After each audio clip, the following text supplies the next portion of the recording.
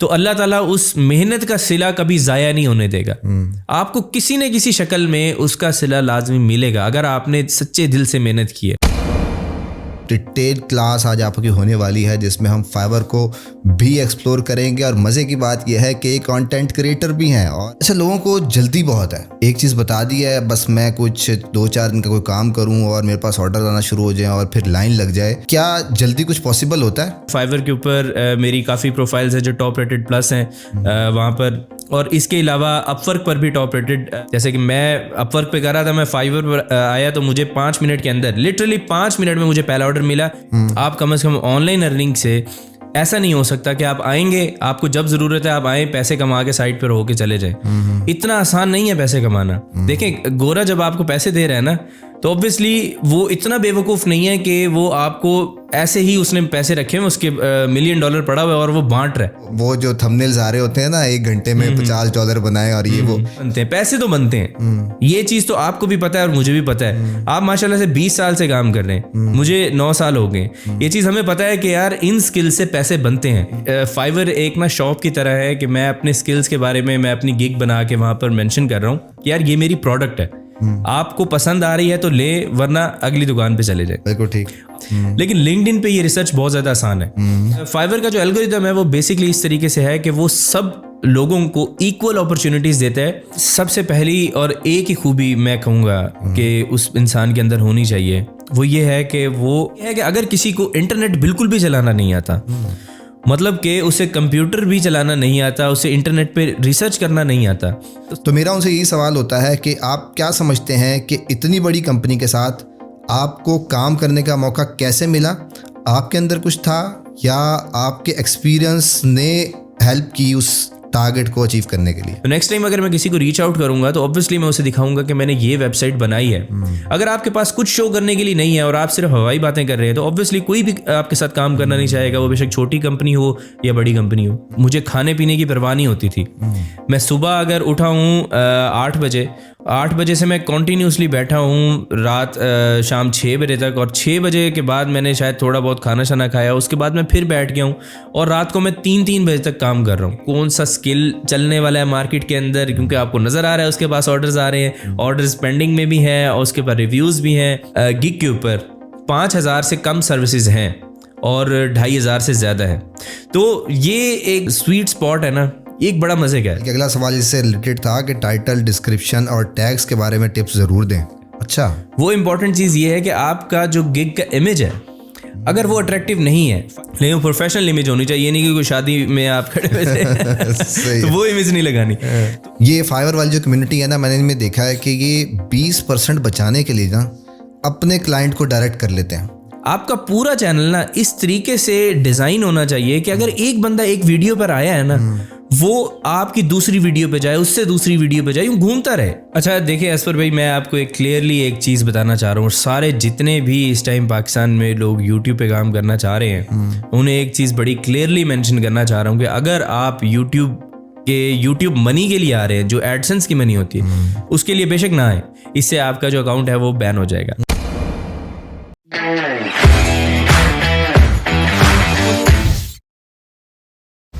मेरा नाम है असबर अली और आप देख रहे हैं असबर अली ओरिजिनल्स, जिस प्रोग्राम में आपकी मुलाकात होती है सक्सेसफुल डिजिटल मार्केटर्स से। और आज का प्रोग्राम भी बड़ा ही ख़ास है क्योंकि एक सक्सेसफुल फ्रीलांसर जिससे हम बहुत कुछ पूछने वाले हैं और डिटेल क्लास आज आपकी होने वाली है जिसमें हम फाइवर को भी एक्सप्लोर करेंगे। और मज़े की बात यह है कि एक कंटेंट क्रिएटर भी हैं और एक फ्रीलांसर जब कंटेंट क्रिएटर होता है तो मेरा ज़बरदस्त बड़ा ही अच्छा कम्बिनेशन बन जाता है। और ये तमाम चीज़ें और इसके अलावा जहाँ छोटी छोटी गलतियाँ आप अपने फ्रीलांसिंग करियर में कर रहे हैं, उस इंडिविजुअल को आज की पॉडकास्ट के बाद हमने एक डिजिटल एजेंसी ओनर बनाना है। तो इसलिए आपने ये पॉडकास्ट बड़ी ही एंड तक सुननी है क्योंकि आज की जो सेलिब्रिटी हैं वो टॉप 100 ग्लोबल सॉफ्टवेयर कंपनीज के साथ काम कर चुके हैं और फॉर्च्यून 500 जैसी सक्सेसफुल कंपनीज के साथ काम कर चुके हैं। और ये सब कैसे पॉसिबल होता है और कैसे करते हैं यही आपको बड़ा डिटेल में बताएंगे। चलते हैं अपने मेहमान की तरफ, लेट्स अनकवर। सुभान साहब, कैसे हैं आप? अल्लाह का शुक्र। असर भाई आप सुनाएं कैसे हैं? जी अल्लाह का शुक्र, फाइनली आपके साथ एक पेंडिंग पोस्ट काफ़ी अरसे से और हो ही गई। हाँ जी, इंशाल्लाह ताला। तो थैंक यू वेरी मच सुभान साहब, आज आपने टाइम दिया और हमारी पॉडकास्ट को ज्वाइन किया। अच्छा, सबसे पहले बताइएगा कि सुभान साहब आखिर हैं कौन और कितना अरसा हो गया आपको इस फील्ड में? अच्छा, मैं एक छोटा सा फ्रीलांसर हूँ। 9 साल से फ्रीलांसिंग कर रहा हूँ। ज़बरदस्त। और फॉर्च्यून 500 कंपनीज के साथ काम किया, जैसे आपने बताया, और इसके अलावा टॉप 100 ग्लोबल सॉफ्टवेयर कंपनीज के साथ भी मुझे काम करने का मौका मिला और अभी मैं कर रहा हूँ। अच्छा। और इसके अलावा डिजिटल मार्केटिंग की फील्ड में मैं काम कर रहा हूँ, लेकिन जब मैंने स्टार्ट किया था तो डिजिटल मार्केटिंग से नहीं किया था, बहुत ही छोटे छोटे स्किल्स के साथ स्टार्ट किया था, लेकिन आहिस्ता आहिस्ता इम्प्रूव करता गया स्किल्स को। और फिर डिजिटल मार्केटिंग की फील्ड में बेसिकली मैं इस वजह से आया था क्योंकि मैंने देखा कि कोई भी अगर बिजनेस अगर अपना ओपन कर रहा है तो उसको सबसे बड़ा प्रॉब्लम ये है कि उसने सेल्स जनरेट करनी है, क्योंकि बेसिकली बिजनेस का मतलब यही है कि उसने पैसे कमाने हैं। तो जब वो ऑनलाइन सेल्स के लिए जा रहा था तो उसे वहाँ पर प्रॉब्लम्स आ रही थी। तो मैंने इसी प्रॉब्लम का सॉल्यूशन जो है, उसमें डिजिटल मार्केटिंग एक काफ़ी वास्ट फील्ड है, तो मैंने एक छोटी सी उसकी कैटेगरी को चूज़ किया हुआ है और उसी के ऊपर मैं काम करता हूँ, जिसमें बिजनेस ऑटोमेशन करते हैं, हम एडवर्टाइजमेंट की सर्विसेज देते हैं। तो मेरी एक टीम है पूरी जो मेरे लिए सारा काम मैनेज करती है रिमोटली, तो ये सारा काम करता हूँ। और इसके अलावा फिर 2020 में जब कोविड आया था तो उस दौरान कुछ एक मेरे जो बड़े प्रोजेक्ट्स थे वो बंद हो गए थे, कंपनीज़ ने वहाँ पर थोड़ा टाइम के लिए अपने ऑफिसेज बंद किए। तो मैंने सोचा कि अब मैं क्या करूँ।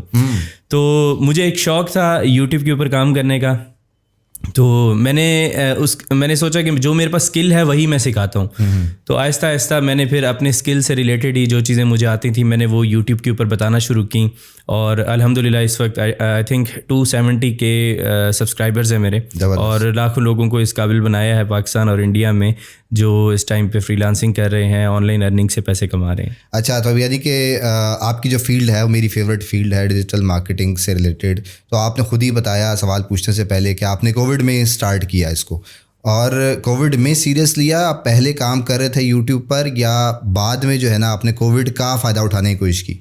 अच्छा, ऐसा था कि फ्रीलांसिंग तो मैं 2014 से कर रहा हूँ, लेकिन यूट्यूब के ऊपर काम मैंने अभी से स्टार्ट किया 2020 के अंदर। और इससे पहले मुझे जस्ट शौक़ था, लोगों की वीडियोस देखता था, और मैंने फिर मार्केट के अंदर कुछ ऐसी वीडियोस देखी जो मुझे ऐसे लगा कि मैं इससे बेहतर नॉलेज प्रोवाइड कर सकता हूँ, मैं अपना बेहतर एक्सपीरियंस जो है वो वहाँ पर दे सकता हूँ, शायद मेरे एक्सपीरियंस से भी लोगों को बेनिफिट हो। तो मैंने इस वजह से यूट्यूब के ऊपर भी काम करना शुरू किया, और आहिस्ता आहिस्ता डिजिटल मार्केटिंग की फील्ड थी तो मुझे पता था कि चैनल को स्टार्ट में बूस्टअप किस तरीके से किया जाता है। मैंने एडवर्टाइजमेंट की अपने चैनल की, वीडियोज़ की, तो उससे मुझे काफ़ी बेनिफिट मिला और लोगों को भी उससे बड़ा बेनिफिट मिला। अच्छा, ज़बरदस्त। आप काम कर रहे थे, आपकी जो ऑडियंस थी वो इंटरनेशनल थी, ज़ाहिर बात है, आप अपनी नेटिव लैंग्वेज उर्दू में कंटेंट जो है वो बनाते हैं। इसका क्या फ़ायदा मिला आपको? लोकल मार्केट से शायद मिला होगा, इंटरनेशनली क्या बेनिफिट मिला आपको? अच्छा, इंटरनेशनली मुझे इससे कोई बेनिफिट नहीं मिला। जस्ट ये है कि जो मेरी इस वक्त सोशल प्रोफाइल्स हैं वो उसकी जो फॉलोइंग है वो ज़्यादा है। तो अगर फॉर एग्जांपल मैं किसी क्लाइंट को रीच आउट करने की कोशिश करता हूँ तो उसे एक ट्रस्ट उसका बिल्डअप होता है। मैंने पाकिस्तानी मार्केट में कभी किसी के साथ काम नहीं किया, क्योंकि जब मैं फ्रीलांसिंग की फील्ड में जब इन फ्रीलांसिंग प्लेटफॉर्म्स के ऊपर किया करता था तो उसमें मुझे हमेशा यही प्रॉब्लम आती थी कि कोई बंदा पाकिस्तानी अगर आ गया ना तो उसने आपको बहुत तंग करना है। तो मेरा एक्सपीरियंस इस हिसाब से ठीक नहीं है। सिर्फ पाकिस्तानी की बात नहीं कर रहा, इसके अलावा इंडियंस भी हैं, बांग्लादेशी भी हैं, और भी सारी ऐसी जो एशियन कंट्रीज हैं, तो इतना मज़ा नहीं आता वो काम करने में। तो आप अगर मेरा जो फेवरेट कंट्री है जिसके साथ मैं काम करता हूँ वो है यूएस। तो यूएस हो गया, कनाडा, नीदरलैंड्स, यहाँ के जो क्लाइंट्स हैं वो बहुत अच्छा, मतलब एक अच्छा रिलेशन उनके साथ बन जाता है, तो मैं उन्हीं के साथ ही ज़्यादातर फोकस करता हूँ। अच्छा, आपने स्टार्ट किया, आपने मुख्तलिफ चीज़ों को एक्सप्लोर किया, फ्रीलांसिंग की फील्ड्स को एक्सप्लोर किया। एक तो किन किन प्लेटफॉर्म से आपको प्रोजेक्ट्स आते हैं, और ये बताने के बाद फिर आप अपना फेवरेट प्लेटफॉर्म किसको समझते हैं? अच्छा, सबसे पहले तो मैंने स्टार्ट किया था अपवर्क से। अच्छा, तो अपवर्क पे जब मैंने स्टार्ट किया तो मुझे वहाँ पर बहुत अच्छा रिस्पांस मिला। कुछ ही टाइम में मुझे वहाँ से प्रोजेक्ट्स मिलना स्टार्ट हो गए। ऑब्वियसली आपकी जो इंग्लिश है वो थोड़ी बहुत बेहतर होनी चाहिए, क्योंकि आप अगर गोरों के साथ काम कर रहे हैं तो आपको उनकी बात समझने में और अपनी बात डिलीवर करने में थोड़ा सा आपके पास इतना होना चाहिए कि कम्युनिकेशन आप कर सकें। तो ये चीज़ के बाद मैंने फिर फाइवर के ऊपर काम स्टार्ट किया। तब मैं अपवर्क पर टॉप रेटेड बन चुका था, तो फाइवर के ऊपर जब मैंने काम स्टार्ट किया तो मेरा इतना ज़्यादा फोकस नहीं था फाइवर के ऊपर, लेकिन जब मैंने वहाँ पर ज़रा थोड़ा सीरियस होकर काम करना शुरू किया तो मुझे पता चला कि वहाँ पर एक बड़ी अजीब सी एक गेम हो रही है। वो ये है कि फाइवर एक ना शॉप की तरह है कि मैं अपने स्किल्स के बारे में मैं अपनी गिग बना के वहाँ पर मेंशन कर रहा हूँ कि यार ये मेरी प्रोडक्ट है, आपको पसंद आ रही है तो ले, वरना अगली दुकान पे चले जाए। बिल्कुल ठीक। अपवर्क पे ये सीन था कि मुझे वहाँ पर प्रोजेक्ट्स के ऊपर जाके अप्लाई करना पड़ रहा था और हर क्लाइंट की रिक्वायरमेंट चेंज थी, तो मुझे उस हिसाब से एडजस्ट होना पड़ रहा था। तो फिर मैं खैर फाइवर के ऊपर गया, मैंने फाइवर के ऊपर मेरी काफ़ी प्रोफाइल्स है जो टॉप रेटेड प्लस हैं वहाँ पर, और इसके अलावा अपवर्क पर भी टॉप रेटेड प्लस प्रोफाइल्स है और फाइवर पे टॉप रेटेड है प्लस वाला सीन, इस पे मिक्सअप हो जाता है। सही है। और इसके अलावा जो मेरा फेवरेट प्लेटफॉर्म है जहाँ से मैं क्लाइंट्स फाइंड करता हूँ वो है लिंक्डइन। अच्छा।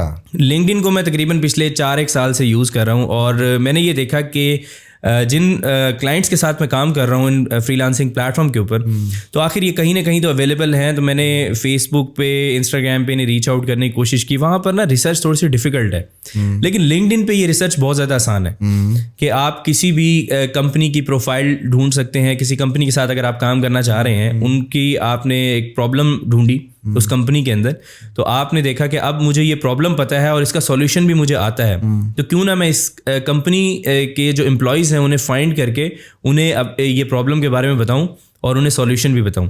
तो मैंने इस तरीके से रीच आउट किया काफ़ी कंपनीज़ को। लिंक्डइन के ऊपर आपको CEOs मिल जाते हैं, उनकी प्रोफाइल्स मिल जाती हैं। इसके अलावा जो डिसीजन मेकर होते हैं उस कंपनी के, उनकी प्रोफाइल्स मिल जाती हैं। तो मैंने इस तरीके से उन्हें रीच आउट किया और उससे मुझे ये बेनिफिट मिला कि मैं डायरेक्ट क्लाइंट्स जो है लिंक्डइन से लेना शुरू हो गया और पेमेंट का भी सिस्टम, जो 20% फीस हम फ्रीलांसिंग प्लेटफॉर्म्स के ऊपर देते हैं, वो भी ख़त्म हो गई। तो मुझे तो बड़ा मज़ा आया लिंक्डइन के ऊपर काम करने में।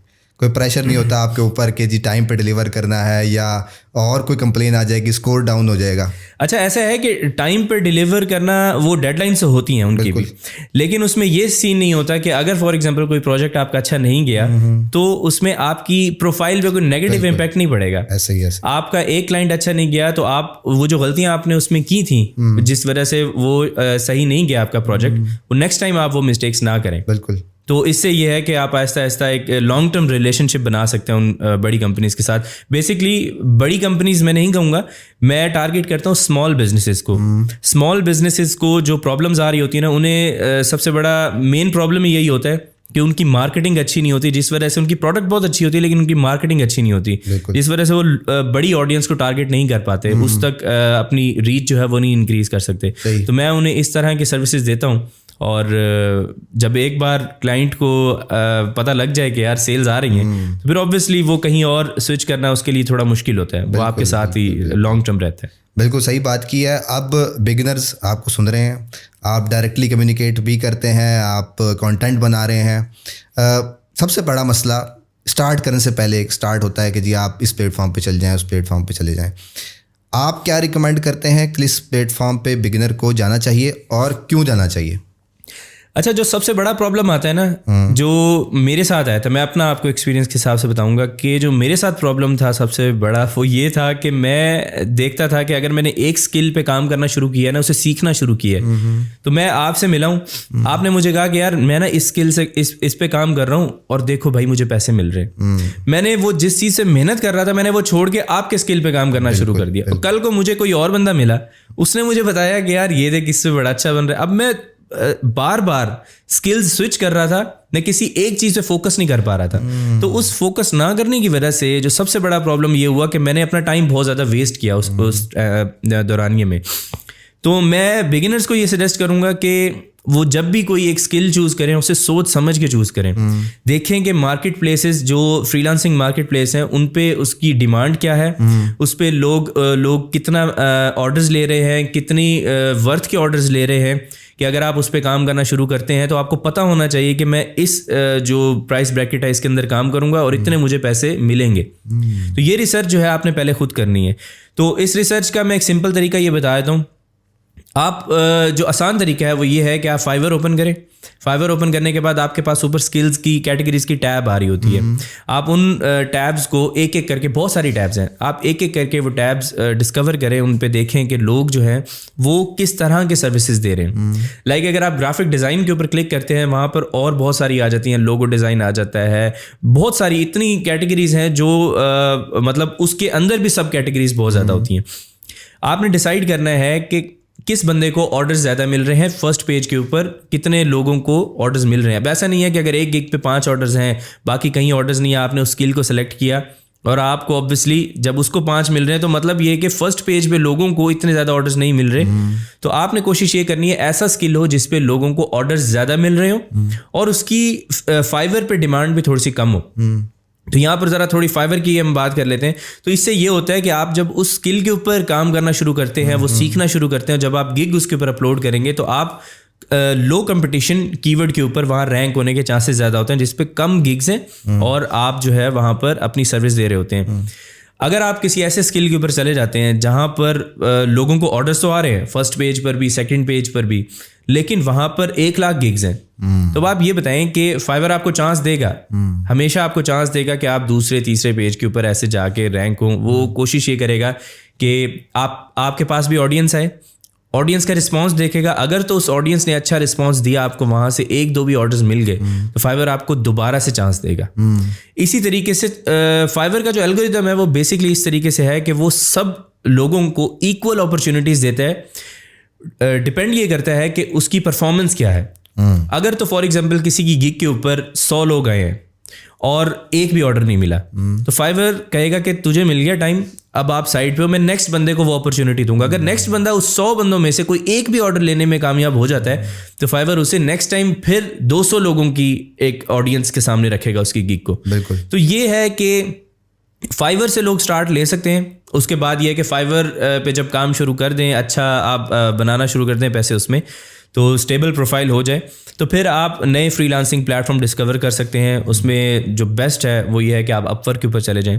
अपवर्क पे फिर ये होता है कि आपको कम्युनिकेशन स्किल्स आप फाइवर से सीख चुके होते हैं, तो फिर आप वही चीज़ इंप्लीमेंट करते हैं अपवर्क के ऊपर। बिल्कुल। तो आहिस्ता आहिस्ता फिर दूसरे फ्रीलांसिंग प्लेटफॉर्म पे जाके आप यूँ कर सकते हैं। सही है, बड़ी ज़बरदस्त उन्होंने बात की। और ये मैं देखता हूँ 90% लोगों के साथ यही होता है कि किसी ने आके बताया कि ये स्किल है, ये इतने पैसे बना रही है। अब कोई आए भी ना तो फेसबुक ही काफ़ी है या सोशल मीडिया काफ़ी है, स्क्रीनशॉट कोई लगा देता है, जी मैं ये ऐसे कर रहा हूँ, और वो अपना टाइम वेस्ट, जिस तरह से आपने कहा बिल्कुल एक्यूरेट जो है वो यही प्रॉब्लम जो है वो चल रहा है। फाइवर का आपने बताया कि कंपटीशन एनालिसिस, और वो बड़ा ज़बरदस्त तरीके से आपने एक्सप्लेन भी किया। अब आप क्या समझते हैं कि फाइवर पे जाना है, किसी को फ्रीलांसर बनना है, उसमें ऐसी कुछ खूबियाँ आप बता दें जिससे बंदा ये जस्टिफाई कर सके कि हाँ जी मुझे फ्रीलांसर बनना भी चाहिए या नहीं बनना चाहिए, या फाइवर पे जाना चाहिए या नहीं जाना चाहिए। जो सबसे पहली और एक ही खूबी मैं कहूँगा कि उस इंसान के अंदर होनी चाहिए, वो ये है कि वो मुस्तकिल मिजाज होना चाहिए, जिसे कंसिस्टेंट कहते हैं। अगर वो कंसिस्टेंट नहीं है ना किसी भी काम के अंदर, अगर वो अपनी लाइफ में किसी चीज़ के अंदर कंसिस्टेंट नहीं है, तो वो फ्रीलांसिंग में बेशक ना आए, या इवन के कोई और बिजनेस भी स्टार्ट ना करे। फ्रीलांसिंग में आपको, अगर आपके अंदर कंसिस्टेंसी है किसी एक चीज़ को जिसमें आपको नज़र आ रहा है कि मुझे शायद काफ़ी अरसे तक पैसे नहीं मिलेंगे इससे, मैं स्किल सीख रहा हूँ, मुझे इसमें 3 महीने लग सकते हैं इस सीखने में, तब तक मैं पैसे नहीं कमाऊंगा। मैं फ्रीलांसिंग प्लेटफॉर्म पे मैंने पहली गिग डाली है, शायद मुझे 5 महीने तक ऑर्डर ना मिले, लेकिन वो अगर इस जहनियत का है ना कि मैं अगर नहीं भी मिलेगा तो मैं मेहनत करता रहूँगा, एक ना एक दिन तो काम चलना शुरू हो जाएगा। अगर वो कंसिस्टेंट नहीं है तो वो बेशक फ्रीलांसिंग के अंदर ना आए। तो ये मैं समझता हूँ कि सबसे बड़ी जो चीज़ है वो किसी इंसान में है। बिल्कुल ज़बरदस्त। और एक और चीज़ भी मैं मेंशन करना चाहूँगा, वो ये है कि अगर किसी को इंटरनेट बिल्कुल भी चलाना नहीं आता, मतलब कि उसे कंप्यूटर भी चलाना नहीं आता, उसे इंटरनेट पे रिसर्च करना नहीं आता, तो सबसे पहली चीज़ है कि वो उस चीज़ के ऊपर फोकस करे। अगर तो उसे ये नहीं आता तो फिर ऑब्वियसली उसके कम्युनिकेशन स्किल्स भी अच्छे नहीं हैं, फिर ऑब्वियसली उसे रिसर्च नहीं करनी आएगी, तो स्किल किस तरीके से सीखेगा, फ्री रिसोर्सेज किस तरीके से फाइंड करेगा, तो उसके लिए बहुत ज़्यादा प्रॉब्लम है। तो अपने आप को इन चीज़ों के साथ फेमिलियर करें, यूज़ करें ज़्यादा से ज़्यादा इंटरनेट और ये जो फ्रीलांसिंग जो सोशल मीडिया प्लेटफॉर्म्स हैं, इन्हें यूज़ करें। किस तरीके से लोग इसको यूज़, मतलब आप इन पे अगर काम करना शुरू करते हैं, इनको किस तरीके से ग्रो कर सकते हैं, अपने प्लेटफॉर्म के ऊपर से काम करना शुरू करें। तो ये एक बड़ी इंपॉर्टेंट चीज़ है। सही है। बड़े ज़बरदस्त तरीके से उन्होंने बताया कि कंसिस्टेंसी तो है, कम्युनिकेशन डेफिनेटली होनी चाहिए, उसके ऊपर बात करने की ज़रूरत भी नहीं है। कुछ ज़ाहिरी बात है, आपका कोई मैसेज नहीं आएगा तो आप कैसे उसको गाइड कर सकेंगे। और फिर उसके बाद आपने फॉर्चून 500 का नाम लिया। बहुत सारे फ्रीलांसर बड़ी बड़ी कंपनीज़ के साथ पाकिस्तान से बैठे हुए जो है वो काम कर रहे होते हैं। IBA हो गया और बड़ी कंपनीज़ हैं जो मुझे सुनते हैं, लोगों से मिलता रहता हूँ तो पता लगता रहता है। तो मेरा उनसे यही सवाल होता है कि आप क्या समझते हैं कि इतनी बड़ी कंपनी के साथ आपको काम करने का मौका कैसे मिला? आपके अंदर कुछ था या आपके एक्सपीरियंस ने हेल्प की उस टारगेट को अचीव करने के लिए? अच्छा, इसमें मेरा एक्सपीरियंस था। ऐसा नहीं है कि मैं जाते ही मैंने उन कंपनीज़ के साथ काम किया। मैंने तकरीबन, मेरे पास उस वक्त भी लाइक 3 से 4 साल का एक्सपीरियंस था, जिसमें मैं मतलब डेली बेसिस पे मेरा मेन फोकस ही यही था, फ्रीलांसिंग था। तो मैंने उस स्किल को डेवलप किया हुआ था। तो मुझे वो जो जिन कंपनीज़ के साथ, जिन बड़ी कंपनीज़ की मैं बात कर रहा हूँ, उससे मुझे अपवर्क से वो कंपनीज़ ने रीच आउट किया था। सही। उसके थ्रू मैंने वहाँ पर उनके साथ काम किया। आपकी हिस्ट्री देख के? हाँ, हिस्ट्री, वर्क हिस्ट्री देखी, उन्होंने प्रोफाइल्स देखी, उसके बाद उन्होंने जाके डिसाइड किया कि ये बंदा हमारे काम के लिए ठीक है। तो मैंने इस तरीके से उनके साथ काम किया। तो ऑब्वियसली एक्सपीरियंस होना चाहिए। किसी आप बड़ी कंपनी को रीच आउट कर रहे हैं, इवन कि आप अगर किसी छोटे क्लाइंट को भी रीच आउट कर रहे हैं ना, तो आपके पास कम से कम अपना पोर्टफोलियो तो होना चाहिए ना। अब ऐसा नहीं है कि आपके पास बिल्कुल पोर्टफोलियो भी नहीं है तो आप चले जाएं।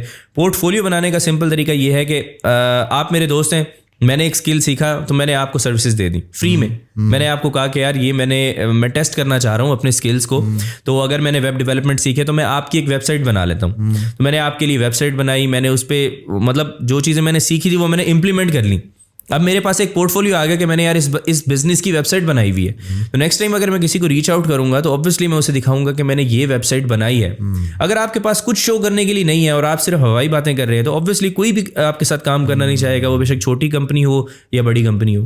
ये बड़ा जब अच्छा आइडिया दिया इन्होंने, क्योंकि ये बिगिनर्स जो होते हैं ना, जब कि जी काम ही नहीं मिला तो अब हम क्या दिखाएं, तो किस तरह से करें। तो उसके लिए बेस्ट फार्मूला यही है कि आप डमी काम कर लें, कुछ ना कुछ बना के रखें, वो कहीं ना कहीं शो होगा। ज़ाहिरी बात है, अगर आप किसी से कांटेक्ट लेना चाह रहे हैं, पैसे निकलवाना चाह रहे हैं तो कुछ किया होगा। ऐसे तो स्टेक पे नहीं लगा सकता ना अपने पैसे के, पैसे भी जाएंगे जी, काम भी टाइम पे नहीं होगा। तो ये बिल्कुल ज़बरदस्त बात की आपने। अच्छा, लोगों को जल्दी बहुत है, एक चीज़ बता दी है, बस मैं कुछ 2-4 दिन का कोई काम करूं और मेरे पास ऑर्डर आना शुरू हो जाए और फिर लाइन लग जाए। क्या जल्दी कुछ पॉसिबल होता है? असर भाई, ये एक आपने बड़ा अच्छा क्वेश्चन पूछा है। आजकल ना लोग ऑनलाइन अर्निंग को ये समझ रहे हैं कि जब भी ना उन्हें पैसे की ज़रूरत है वो आएंगे, यहाँ से पैसे उठाएंगे और चले जाएंगे। मतलब मुझे ऐसे बहुत सारे कमेंट्स आते हैं कि हमारे घर में कोई प्रॉब्लम्स हैं या इस तरह का कुछ है, तो हमें बहुत जल्दी पैसों की ज़रूरत है, तो हमें बताएं हम किस चीज़ के ऊपर काम करें। पार्ट टाइम समझते हैं वो। हाँ, अब बात ये है कि आप अगर आपको पैसों की बहुत अशद ज़रूरत है तो फिर आप कोई और काम करें। आप कम से कम ऑनलाइन अर्निंग से ऐसा नहीं हो सकता कि आप आएंगे, आपको जब ज़रूरत है आप आए, पैसे कमा के साइड पर होके चले जाए। इतना आसान नहीं है पैसे कमाना। देखें, गोरा जब आपको पैसे दे रहा है ना, तो ऑब्वियसली वो इतना बेवकूफ़ नहीं है कि वो आपको ऐसे ही उसने पैसे रखे हैं, उसके $1 मिलियन पड़ा हुआ है और वो बांट रहा है। ऐसे नहीं है, उसे काम चाहिए। अगर आपके पास वो स्किल है, अगर आप उस स्किल को मतलब इतनी आपके अंदर वैल्यू है कि आप वो वैल्यू आगे प्रोवाइड कर सकते हैं उसे, फिर तो चलो समझ आती है कि आप उसे एज ए पार्ट टाइम लेके चलें। आपको पता है कि यार जब भी मुझे पैसे की ज़रूरत होगी, मेरे पास एक बहुत अच्छा स्किल है और मैं जब भी जाऊँगा मैं क्लाइंट्स यूँ ढूंढूंगा और उसी के बाद आके ऑर्डर कंप्लीट किए, चंद $1,000 कमाए और मैं साइड पर हो जाऊँगा। लेकिन ऐसा सीन नहीं होता। सीन ये है कि आपको इसके अंदर ना सीखने में बहुत टाइम लगाना पड़ता है। मुझे, जैसे कि मैंने आपको बताया, मुझे 9 साल हो गए ये काम करते हुए। मैंने इसके अंदर ऐसा टाइम भी मैंने गुजारा है जिसमें मुझे खाने पीने की परवाह नहीं होती थी। मैं सुबह अगर उठा हूँ 8 बजे से मैं कॉन्टीन्यूसली बैठा हूँ रात शाम 6 बजे तक, और 6 बजे के बाद मैंने शायद थोड़ा बहुत खाना शाना खाया, उसके बाद मैं फिर बैठ गया हूँ और रात को मैं 3 बजे तक काम कर रहा हूँ। ठीक है, तो इसमें मतलब ये था कि वो एक ऐसा टाइम था जिसमें मेरी कोई टीम नहीं थी, जिसमें मैं सारा कुछ खुद ही हैंडल कर रहा था। तो इतना आसान नहीं है। अगर कोई ये बंदा कोई सोच रहा है ना कि मैंने आना है पैसे कमाने और साइड पे चले जाना है, तो उसके लिए ये चीज़ है नहीं। एक्सपीरियंस लाजमी है। अच्छा, कोई डॉक्टर है, इंजीनियर है, या कहीं भी है, वो उसके माइंड में ये होता है कि यार हमें भी कुछ बता दो। अब वो यूं समझ रहे हैं कि कोई पार्ट टाइम काम है, कोई घंटे 2 घंटे कहीं बैठ के क्लिक करने और डॉलर जो है ना बैंक में आना शुरू हो जाएंगे। तो ये माइंडसेट जो है ना वो लोगों का चेंज होने में टाइम लगेगा, क्योंकि एक्सपोजर नहीं है लोगों को। अब या तो वो जो थंबनेल्स आ रहे होते हैं ना, 1 घंटे में $50 बनाए और ये वो, शायद उन्होंने ज़्यादा इन्फ्लुएंस किया। क्या समझते हैं आप? अच्छा, एक चीज़ तो ये है कि जो डॉक्टर हैं, इंजीनियर्स हैं, कोई भी और फील्ड से हैं, मैं अपनी खुद अगर एग्जांपल दूं तो मैंने मास्टर्स किया हुआ इकोनॉमिक्स के अंदर। तो मेरा आईटी की फील्ड से बिल्कुल कोई ताल्लुक नहीं है, ना मैंने डिजिटल मार्केटिंग की कोई डिग्री की हुई है, मेरे पास कोई भी ऐसी चीज़ नहीं है। बस ये है कि मैंने सारा कुछ ऑनलाइन सीखा है। आहिस्ता आहिस्ता, जैसे कि आपको बताया 9 साल हो गए, तो 9 साल का एक बहुत लंबा पीरियड होता है जिसके अंदर ये चीज़ें मैंने सीखी हैं। तो ऐसा मैं ये नहीं कहूँगा किसी के लिए इम्पॉसिबल है कि कोई डॉक्टर इंजीनियर है वो ये नहीं कर सकता। ऐसे मेरे बहुत सारे दोस्त हैं, इंजीनियर्स हैं, डॉक्टर्स हैं, वो इस तरह के काम कर रहे हैं, इस फील्ड के अंदर आ गए, वो अपनी फील्ड छोड़ के यहाँ पर आ गए। तो लोग मतलब कर रहे हैं। अब दूसरी चीज़ ये है कि जो आपने बताया कि ऐसे थंबनेल्स लगाए जाते हैं कि आप जो है वहाँ पर आओ, पैसे कमाओ, और हालांकि ये चीज़ रियलिटी ये नहीं है। रियलिटी वो बेसिकली थंबनेल्स क्यों लगाए जाते हैं? वो थंबनेल्स इस वजह से लगाए जाते हैं कि आप आए उस वीडियो के ऊपर और आके, अगर कोई बंदा आपको यही चीज़ बता रहा है ना कि यार ये मैंने एक ट्रिक ढूंढ ली है, ये 4 क्लिक हैं, इससे पैसे बन जाएंगे, वो बिल्कुल गलत है। लेकिन अगर किसी बंदे ने इस तरह से थंबनेल बनाया है कि उसकी वीडियो के ऊपर लोग आएं ताकि वो क्लिक करें। अब अगर फॉर एग्जांपल आपने एक ऐसे नॉर्मल सा थंबनेल बनाया है कि मैं उसकी एग्जांपल कैसे दे कि भाई डिजिटल मार्केटिंग सीखें।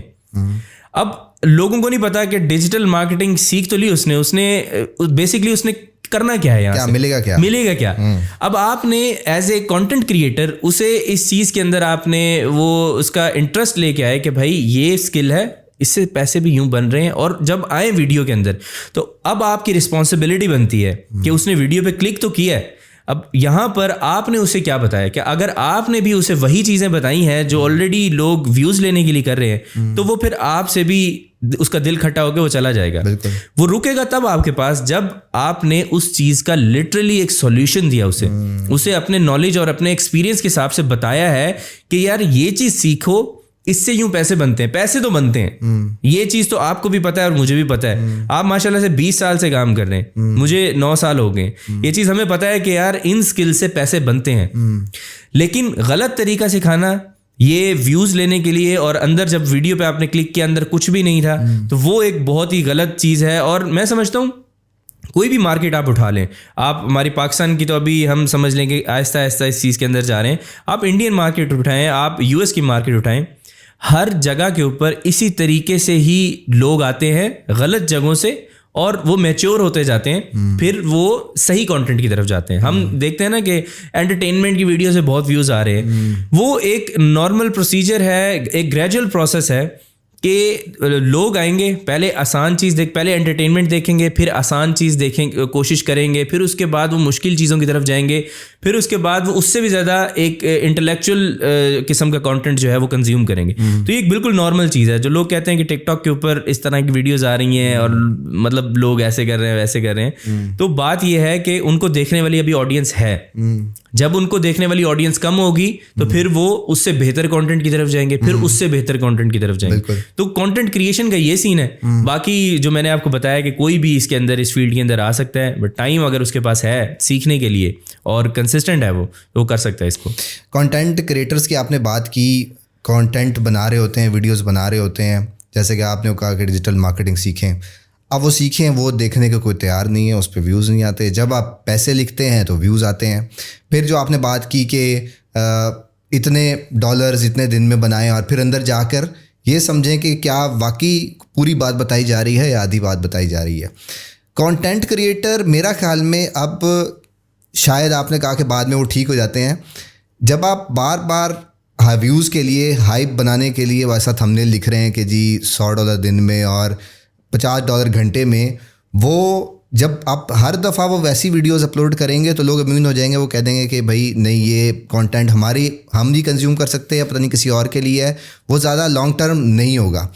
अब आपने इतना अरसा डिजिटल मार्केटिंग को दिया, फिर आप यूट्यूब में आ गए, अब डायरेक्टली आपने खुद बताया बेनिफिट नहीं हो रहा है, और डायरेक्टली बेनिफिट नहीं है, इनडायरेक्टली बेनिफिट है कि आपकी फॉलोअरशिप बढ़ जाती है उसमें से, और लोग जो है ना वो आपकी कन्वर्जन जो आपको किसी को ट्रस्ट दिलाना था उसमें आपको इतना टाइम नहीं लगता, और कन्वर्जन चांसेस 99% हो जाते हैं, क्योंकि लोग फिर फ़ख्र समझते हैं आपसे काम करवाने के लिए कि हाँ भाई चलो जिस भी लैंग्वेज में काम कर रहा है तो रेलिवेंट ही थंबनेल बता रहे हैं, टाइटल बता रहे हैं।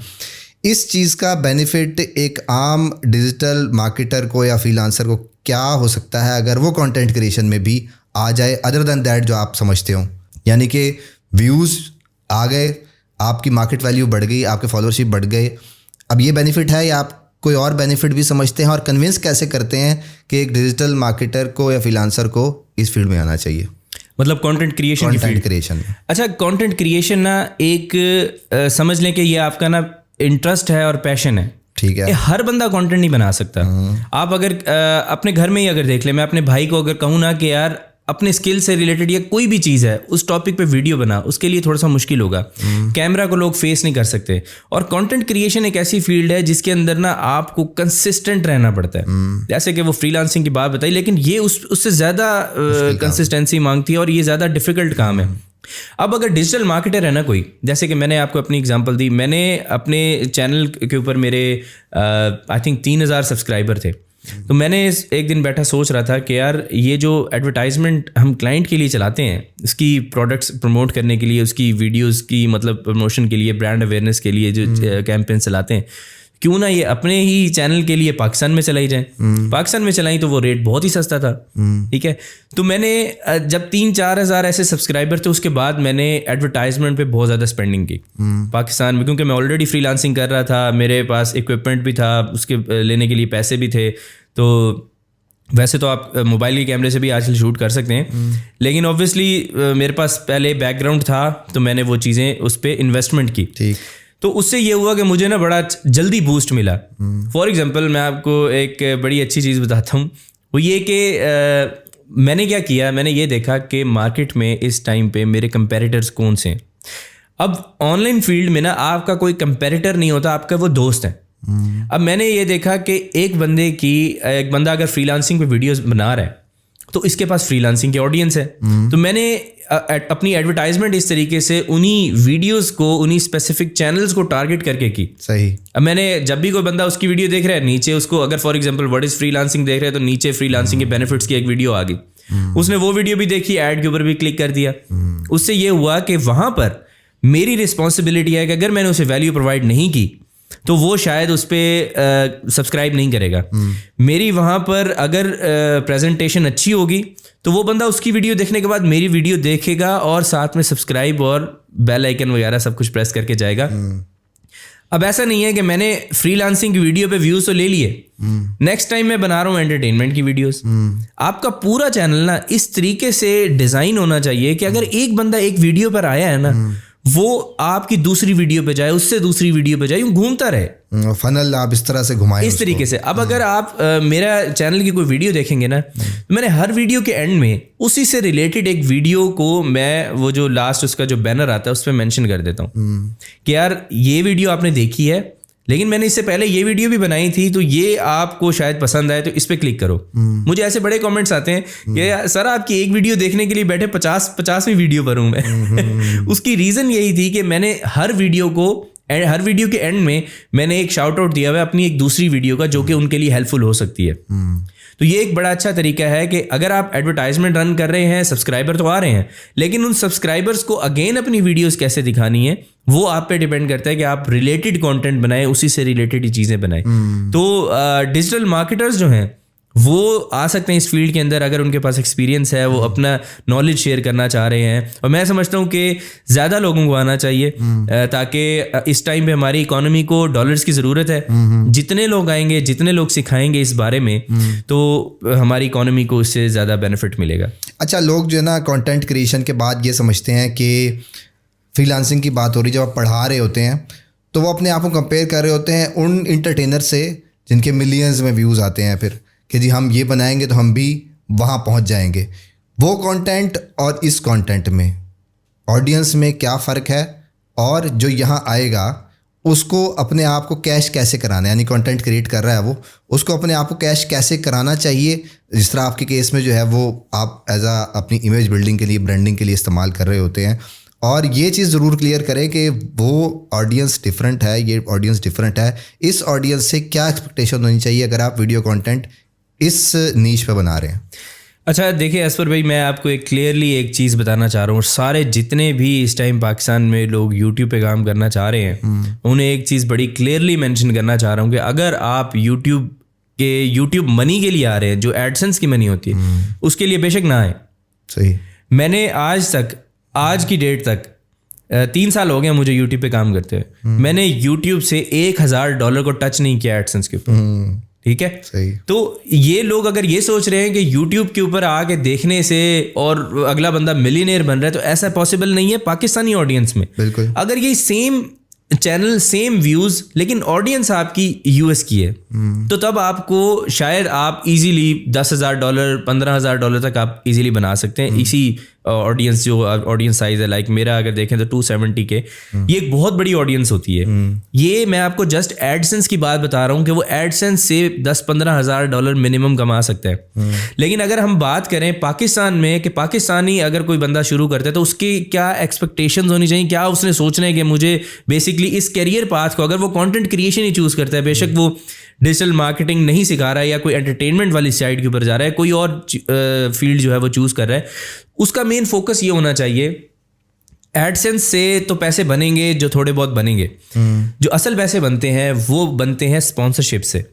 ठीक है, स्पॉन्सरशिप से, और आपकी अगर कोई अपनी प्रोडक्ट है वो आप उस ऑडियंस को सेल कर सकते हैं, या फिर आप कोई एफिलिएट प्रोडक्ट जो है वो वहाँ पे प्रमोट कर सकते हैं।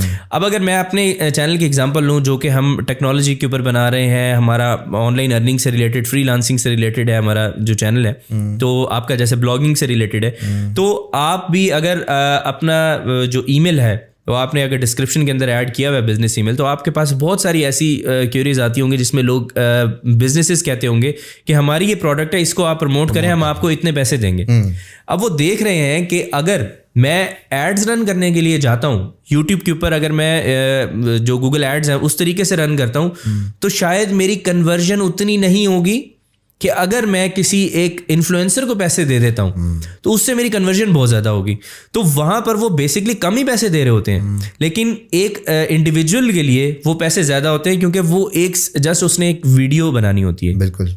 तो आप यहाँ पर पाकिस्तान में रहते हुए अगर फॉर एग्जांपल आपके 1,00,000, 1.5 लाख, 2 लाख के करीब सब्सक्राइबर हैं, तो आप एक वीडियो जो प्रमोशनल वीडियो होती है और एक अच्छा ब्रांड है, अगर आप उसके साथ कनेक्ट करते हैं तो आप $200 से $500 के दरमियान उससे चार्ज कर सकते हैं। अगर आपकी 2 लाख से अबव है ऑडियंस, तो फिर आपको $500 वाले क्लाइंट भी मिलते हैं। लेकिन अगर आपकी 1 लाख से लेके 1.5 लाख तक की ऑडियंस है, तो फिर आपको ज़्यादातर वो प्रेफर ये करते हैं कि आपको $200, $250 मैक्सिमम, इससे ज़्यादा नहीं देते। तो $200-$250 अगर आप देखें ना, तो उस टाइम पे आपका एडसेंस $200-$250 पूरे महीने के नहीं बना रहा होता। बिल्कुल ऐसा है, जो कि आपको आपका एक स्पॉन्सर ने दे दिया। और स्पॉन्सर ऐसा होना चाहिए कि जिस ब्रांड के साथ, क्योंकि आपका इमेज वहाँ पर स्टेक पर होता है। अगर आपने कोई ऐसा स्पॉन्सर उठा लिया है, उसने शायद आपको पैसे ज़्यादा दे दिए, लेकिन वो कंपनी फ्रॉड करके भाग गई है, तो आपने उस ब्रांड के साथ अपने आप को अटैच नहीं करना। बिल्कुल। अगर आपने गलती से भी अटैच कर दिया तो लोगों के साथ वहाँ पे स्कैम हुआ, लोगों ने आपको बुरा कहना, उस कंपनी को बुरा नहीं कहना, क्योंकि आपने रिसर्च पूरी नहीं की, आपने उन्हें एक कॉन्फिडेंस दिया कि यार चले जाओ, ये प्रोडक्ट यूज़ करो। लेट सपोज मैं एक अगर प्रोडक्ट कोई प्रमोट करता हूँ और मैं वहाँ पर ये बता रहा हूँ कि ये प्रोडक्ट इस तरीके से हेल्पफुल है, और अगर वो इस तरीके से हेल्पफुल नहीं है तो ऑडियंस ने मुझे गालियाँ देनी। सही है, ठीक है, बिल्कुल। इन्होंने टू द पॉइंट जो है वो बात की है। जिस तरह फ्रीलांसिंग की बात हो रही थी कि आपको बेनिफिट उतना नहीं मिलेगा अगर आप एडसेंस की बात करें। फिर आपने कहा कि आप पाकिस्तानी मार्केट के लिए नहीं काम करते, पाकिस्तानी मार्केट शायद अफोर्ड नहीं करती, मतलब जिस तरह के मुझे कंटेंट से कोई प्रोजेक्ट मिला हो अगर, तो मिडल ईस्ट से मिलता है, उनकी बाइंग पावर पाकिस्तान से ज़्यादा है, तो शायद दिल कर जाता है, पर शायद पाकिस्तानी प्रमोट नहीं करते। फिर आपने उसकी कंटेंट क्रिएशन की बात की कि किस तरह सोचना है, फिर आपने इन्फ्लुएंसर्स को भी आइडिया दिया कि इन्फ्लुएंसर्स हायरिंग कैसे होती है और सब कुछ। तो उसमें ये चीज़ें क्लियर हो जानी चाहिए आपको, क्योंकि जिस एंगल से इन्होंने बताया है उस एंगल से आपने चीज़ों को सोचना है। और अगर आपको कहीं समझ नहीं भी आ रही कि इस प्रोडक्ट के साथ काम करना है नहीं करना। जिस तरह वो नए बच्चे आ जाते हैं ना, वो कहते हैं जी हमें शाउट आउट दे दें। अब शाउट आउट तो दे दें, अब उनका कंटेंट देखा नहीं है, वो क्या कर रहे हैं, पर अच्छा नहीं लगता कि उनको इनकार करें। तो कम से कम इतनी रिसर्च ज़रूर होनी चाहिए कि जो आइडिया पिच कर रहा है, अगर आपको नहीं समझ आ रही तो आपने किसी सीनियर से पूछें कि भाई ये प्रोडक्ट है, इसको प्रमोट करूँ ना करूँ, फिर जाएं। नहीं तो शायद वो ग्राफ चढ़ने से पहले ही जो है ना वो लेट जाएगा। अच्छा, वापस चलते हैं फ्रीलांसिंग पे। फाइवर में लोगों को बहुत ज़्यादा इंटरेस्ट है और फाइवर गिग के आइडियाज़ सुनना चाहते हैं कि फाइवर के गिग आइडियाज़ के आजकल क्या टॉपिक ऐसा है डेफिनेटली कि जल्दी चलने के रिजल्ट चांसेस जो हैं उसमें ज़्यादा हो जाएंगे। अच्छा देखें, फाइवर पे ना इसकी एक ना प्रॉपर पूरी रिसर्च है। अगर आप उस रिसर्च के प्रोसेस से नहीं गुजरते ना तो आपको समझ नहीं आएगी कि मैं किस चीज़ के ऊपर काम करूं। अब आपने देखना ये है कि जैसे कि गूगल का एक सर्च इंजन है, उसका एक एल्गोरिदम है। अब ये फाइवर भी एक सर्च इंजन है जहाँ पर आप कोई कीवर्ड लिखते हैं, आपको उससे रिलेटेड सर्विसेज मिलती हैं। वहाँ वेबसाइट्स मिलती हैं गूगल पे, यहाँ पे आपको सर्विसेज मिलती हैं। बिल्कुल। तो आपने ये देखना है कि मैं किस कीवर्ड के ऊपर काम करूं जिसके ऊपर ज़्यादा लोग काम नहीं कर रहे, जिसके ऊपर गिग्स कम है। अब अगर फॉर एग्जांपल मैं एक रैंडम से एक एग्जांपल देता हूं कि अगर किसी गिग के ऊपर 5,000 से कम सर्विसेज हैं और 2,500 से ज़्यादा है, तो ये एक जो स्वीट स्पॉट है ना, एक बड़ा मज़े का है। आप इसके ऊपर आपने बस उसके बाद ये देखना होता है कि मुझे कीवर्ड तो मिल गया, क्या ये मेन कीवर्ड है या एक सब कीवर्ड है। आपने ये देखना है कि वो जो उस कीवर्ड के ऊपर जो मेन की जो सब कीवर्ड आपने फाइंड किया है, लेट्स सपोज उसके ऊपर गिग्स पे लोगों को ऑर्डर्स कितने मिल रहे हैं। अब अगर तो पहले पेज, जैसे मैंने आपको बताया है कि पहले पेज पे लोगों को ऑर्डर्स ही नहीं मिल रहे, लोगों ने 5,000 गिग्स वहां पर आपको नजर आ रही हैं, आप बेसिकली ये हो सकता है कि वो मेन कीवर्ड की गिग्स दिखा रहा है आपको। बिल्कुल सही, ठीक है। तो उसमें आपने ये खुद ही आइडेंटिफाई करना है। काफ़ी सारी आप मुख्तलिफ कीवर्ड्स लिखेंगे तो आपको नजर आएगा कि क्या मेन कीवर्ड पे ये गिग आ रही है, क्या फिर दूसरे जो मैंने एक सब कीवर्ड ढूंढा है उसके ऊपर भी ये गिग आ रही है। तो फिर उससे आपको आइडिया होगा कि बेसिकली मेन कीवर्ड से इसके पास ऑर्डर्स आ रहे हैं या फिर इसको उसी सब कीवर्ड जो कि एक लॉन्ग टेल कीवर्ड होता है, जो बड़ा कीवर्ड होता है, उसके ऊपर इसे ऑर्डर्स आ रहे हैं। तो इससे आपको ये एक रिसर्च का एक बड़ा इंपॉर्टेंट चीज़ है। और इसके अलावा आपके जो कंपेटिटर्स हैं वो आपको बहुत हेल्प करते हैं, आपको रिसर्च में भी हेल्प कर रहे हैं, आपको ये भी बता रहे हैं कि कौन सा स्किल चलने वाला है मार्केट के अंदर, क्योंकि आपको नज़र आ रहा है उसके पास ऑर्डर्स आ रहे हैं, ऑर्डर्स पेंडिंग में भी हैं और उसके पास रिव्यूज़ भी हैं। तो ये आपके दोस्त हैं, आपने उन्हें एज ए दोस्त ट्रीट करना है। और एक और चीज़ है कि आप जब गिग बनाते हैं ना, आपने पहली गिग आपकी अच्छी नहीं जाएगी। या तो आप पहले से एक्सपर्ट है, आप किसी और फ्रीलांसिंग प्लेटफॉर्म पे कर रहे थे और फाइवर पर आए, जैसे कि मैं अपवर्क पे कर रहा था, मैं फाइवर पर आया तो मुझे 5 मिनट के अंदर, लिटरली 5 मिनट में मुझे पहला ऑर्डर मिला। वो अलग बात है 2-3 महीने फिर ऑर्डर नहीं मिला, लेकिन वो 5 मिनट बाद पहला ऑर्डर मिला था, क्योंकि मुझे पता था कि मैंने अपने स्किल के बारे में लिखना क्या है और लोग क्या ढूंढने के लिए आ रहे हैं, उन्हें क्या प्रॉब्लम का सोल्यूशन मुझे डिस्क्रिप्शन में होगा या नहीं होगा। बिल्कुल। तो जो डिस्क्रिप्शन है ना आपकी, उसके अंदर आपने क्लाइंट को वहाँ पर उसे इतना वो करना है कि वो उसे पता चले कि यार ये बंदा जो है ना, ये वाकई में ही मेरी प्रॉब्लम का सॉल्यूशन दे सकता है। हाँ, बल्कि अगला सवाल इससे रिलेटेड था कि टाइटल, डिस्क्रिप्शन और टैग्स के बारे में टिप्स ज़रूर दें। अच्छा असफर भाई, जो टाइटल, डिस्क्रिप्शन और टैग्स है ना, ये बहुत इंपॉर्टेंट चीज़ है, तीनों यही चीज़ें हैं। और इसके अलावा एक और बड़ी इंपॉर्टेंट चीज़ है जो कि इससे भी ज़्यादा इंपॉर्टेंट है। अच्छा, वो इंपॉर्टेंट चीज़ ये है कि आपका जो गिग का इमेज है, अगर वो अट्रैक्टिव नहीं है, फाइवर ने देखें, आप कोई भी नई गिग बना लें, अपना अभी नया अकाउंट क्रिएट करें, गिग बनाएं, आप सुबह उठ के देखेंगे आपके पास इंप्रेशंस आए होंगे। अब वो इंप्रेशंस तो आए हुए हैं, अब मसला ये है कि वहाँ पर ना वो इंप्रेशन से या तो उस क्लाइंट ने आपसे कांटेक्ट नहीं किया, जो मेन चीज़ वो देख रहे हैं ना स्क्रॉल करते हुए, वो ये देख रहे हैं कि आपका जो इमेज है क्या वो इतना अट्रैक्टिव है, क्या उसमें जो वो प्रॉब्लम अपने जहन में लेके आया हुआ है, क्या उसका सॉल्यूशन उस इमेज पे हल्की सी उसकी झलक आ रही है।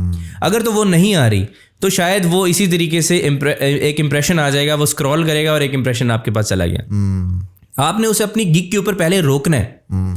रोकने के लिए आपका जो इमेज है वो बहुत इंपॉर्टेंट रोल अदा करता है, क्योंकि 10-20 जो आ रहे होते हैं उसमें इमेज ही आ रहा होता है आपको सबसे पहले, बाद में अंदर जाके फिर ये भी बताइएगा कि क्या होना चाहिए उसमें, क्योंकि लोग ना उसको टेक्स्ट से इतना भर देते हैं, वो नज़र इतना आना है पहले, बाद में जाके बड़ा होगा जब वो क्लिक करेगा। उसको कितने वर्ड्स होने चाहिए जब वो डिस्क्रिप्शन या मेन कंपैरेटर की लिस्ट में आ रहा हो तो?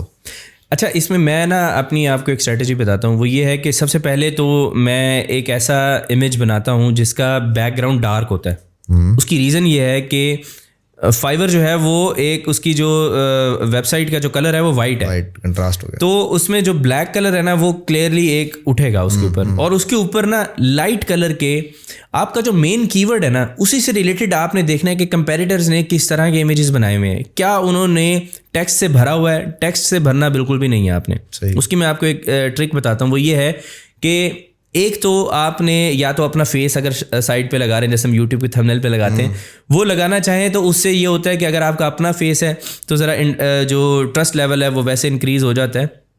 लेकिन वो प्रोफेशनल इमेज होनी चाहिए, ये नहीं कि कोई शादी में आप खड़े हुए थे तो वो इमेज नहीं लगानी। तो एक प्रोफेशनल इमेज अगर आप साइड पे लगाना चाहें तो वो लगा सकते हैं। उसके अलावा आपका एक जो कॉर्नर है उसके ऊपर टेक्स्ट जो है वो बड़ा सा लिखा होना चाहिए जो आप सर्विस प्रोवाइड कर रहे हैं। उस टेक्स्ट का आइडिया आप कंपेटिटर से लें, क्योंकि कंपेटिटर आपके जो दोस्त हैं वहाँ से आपने आइडिया लिया।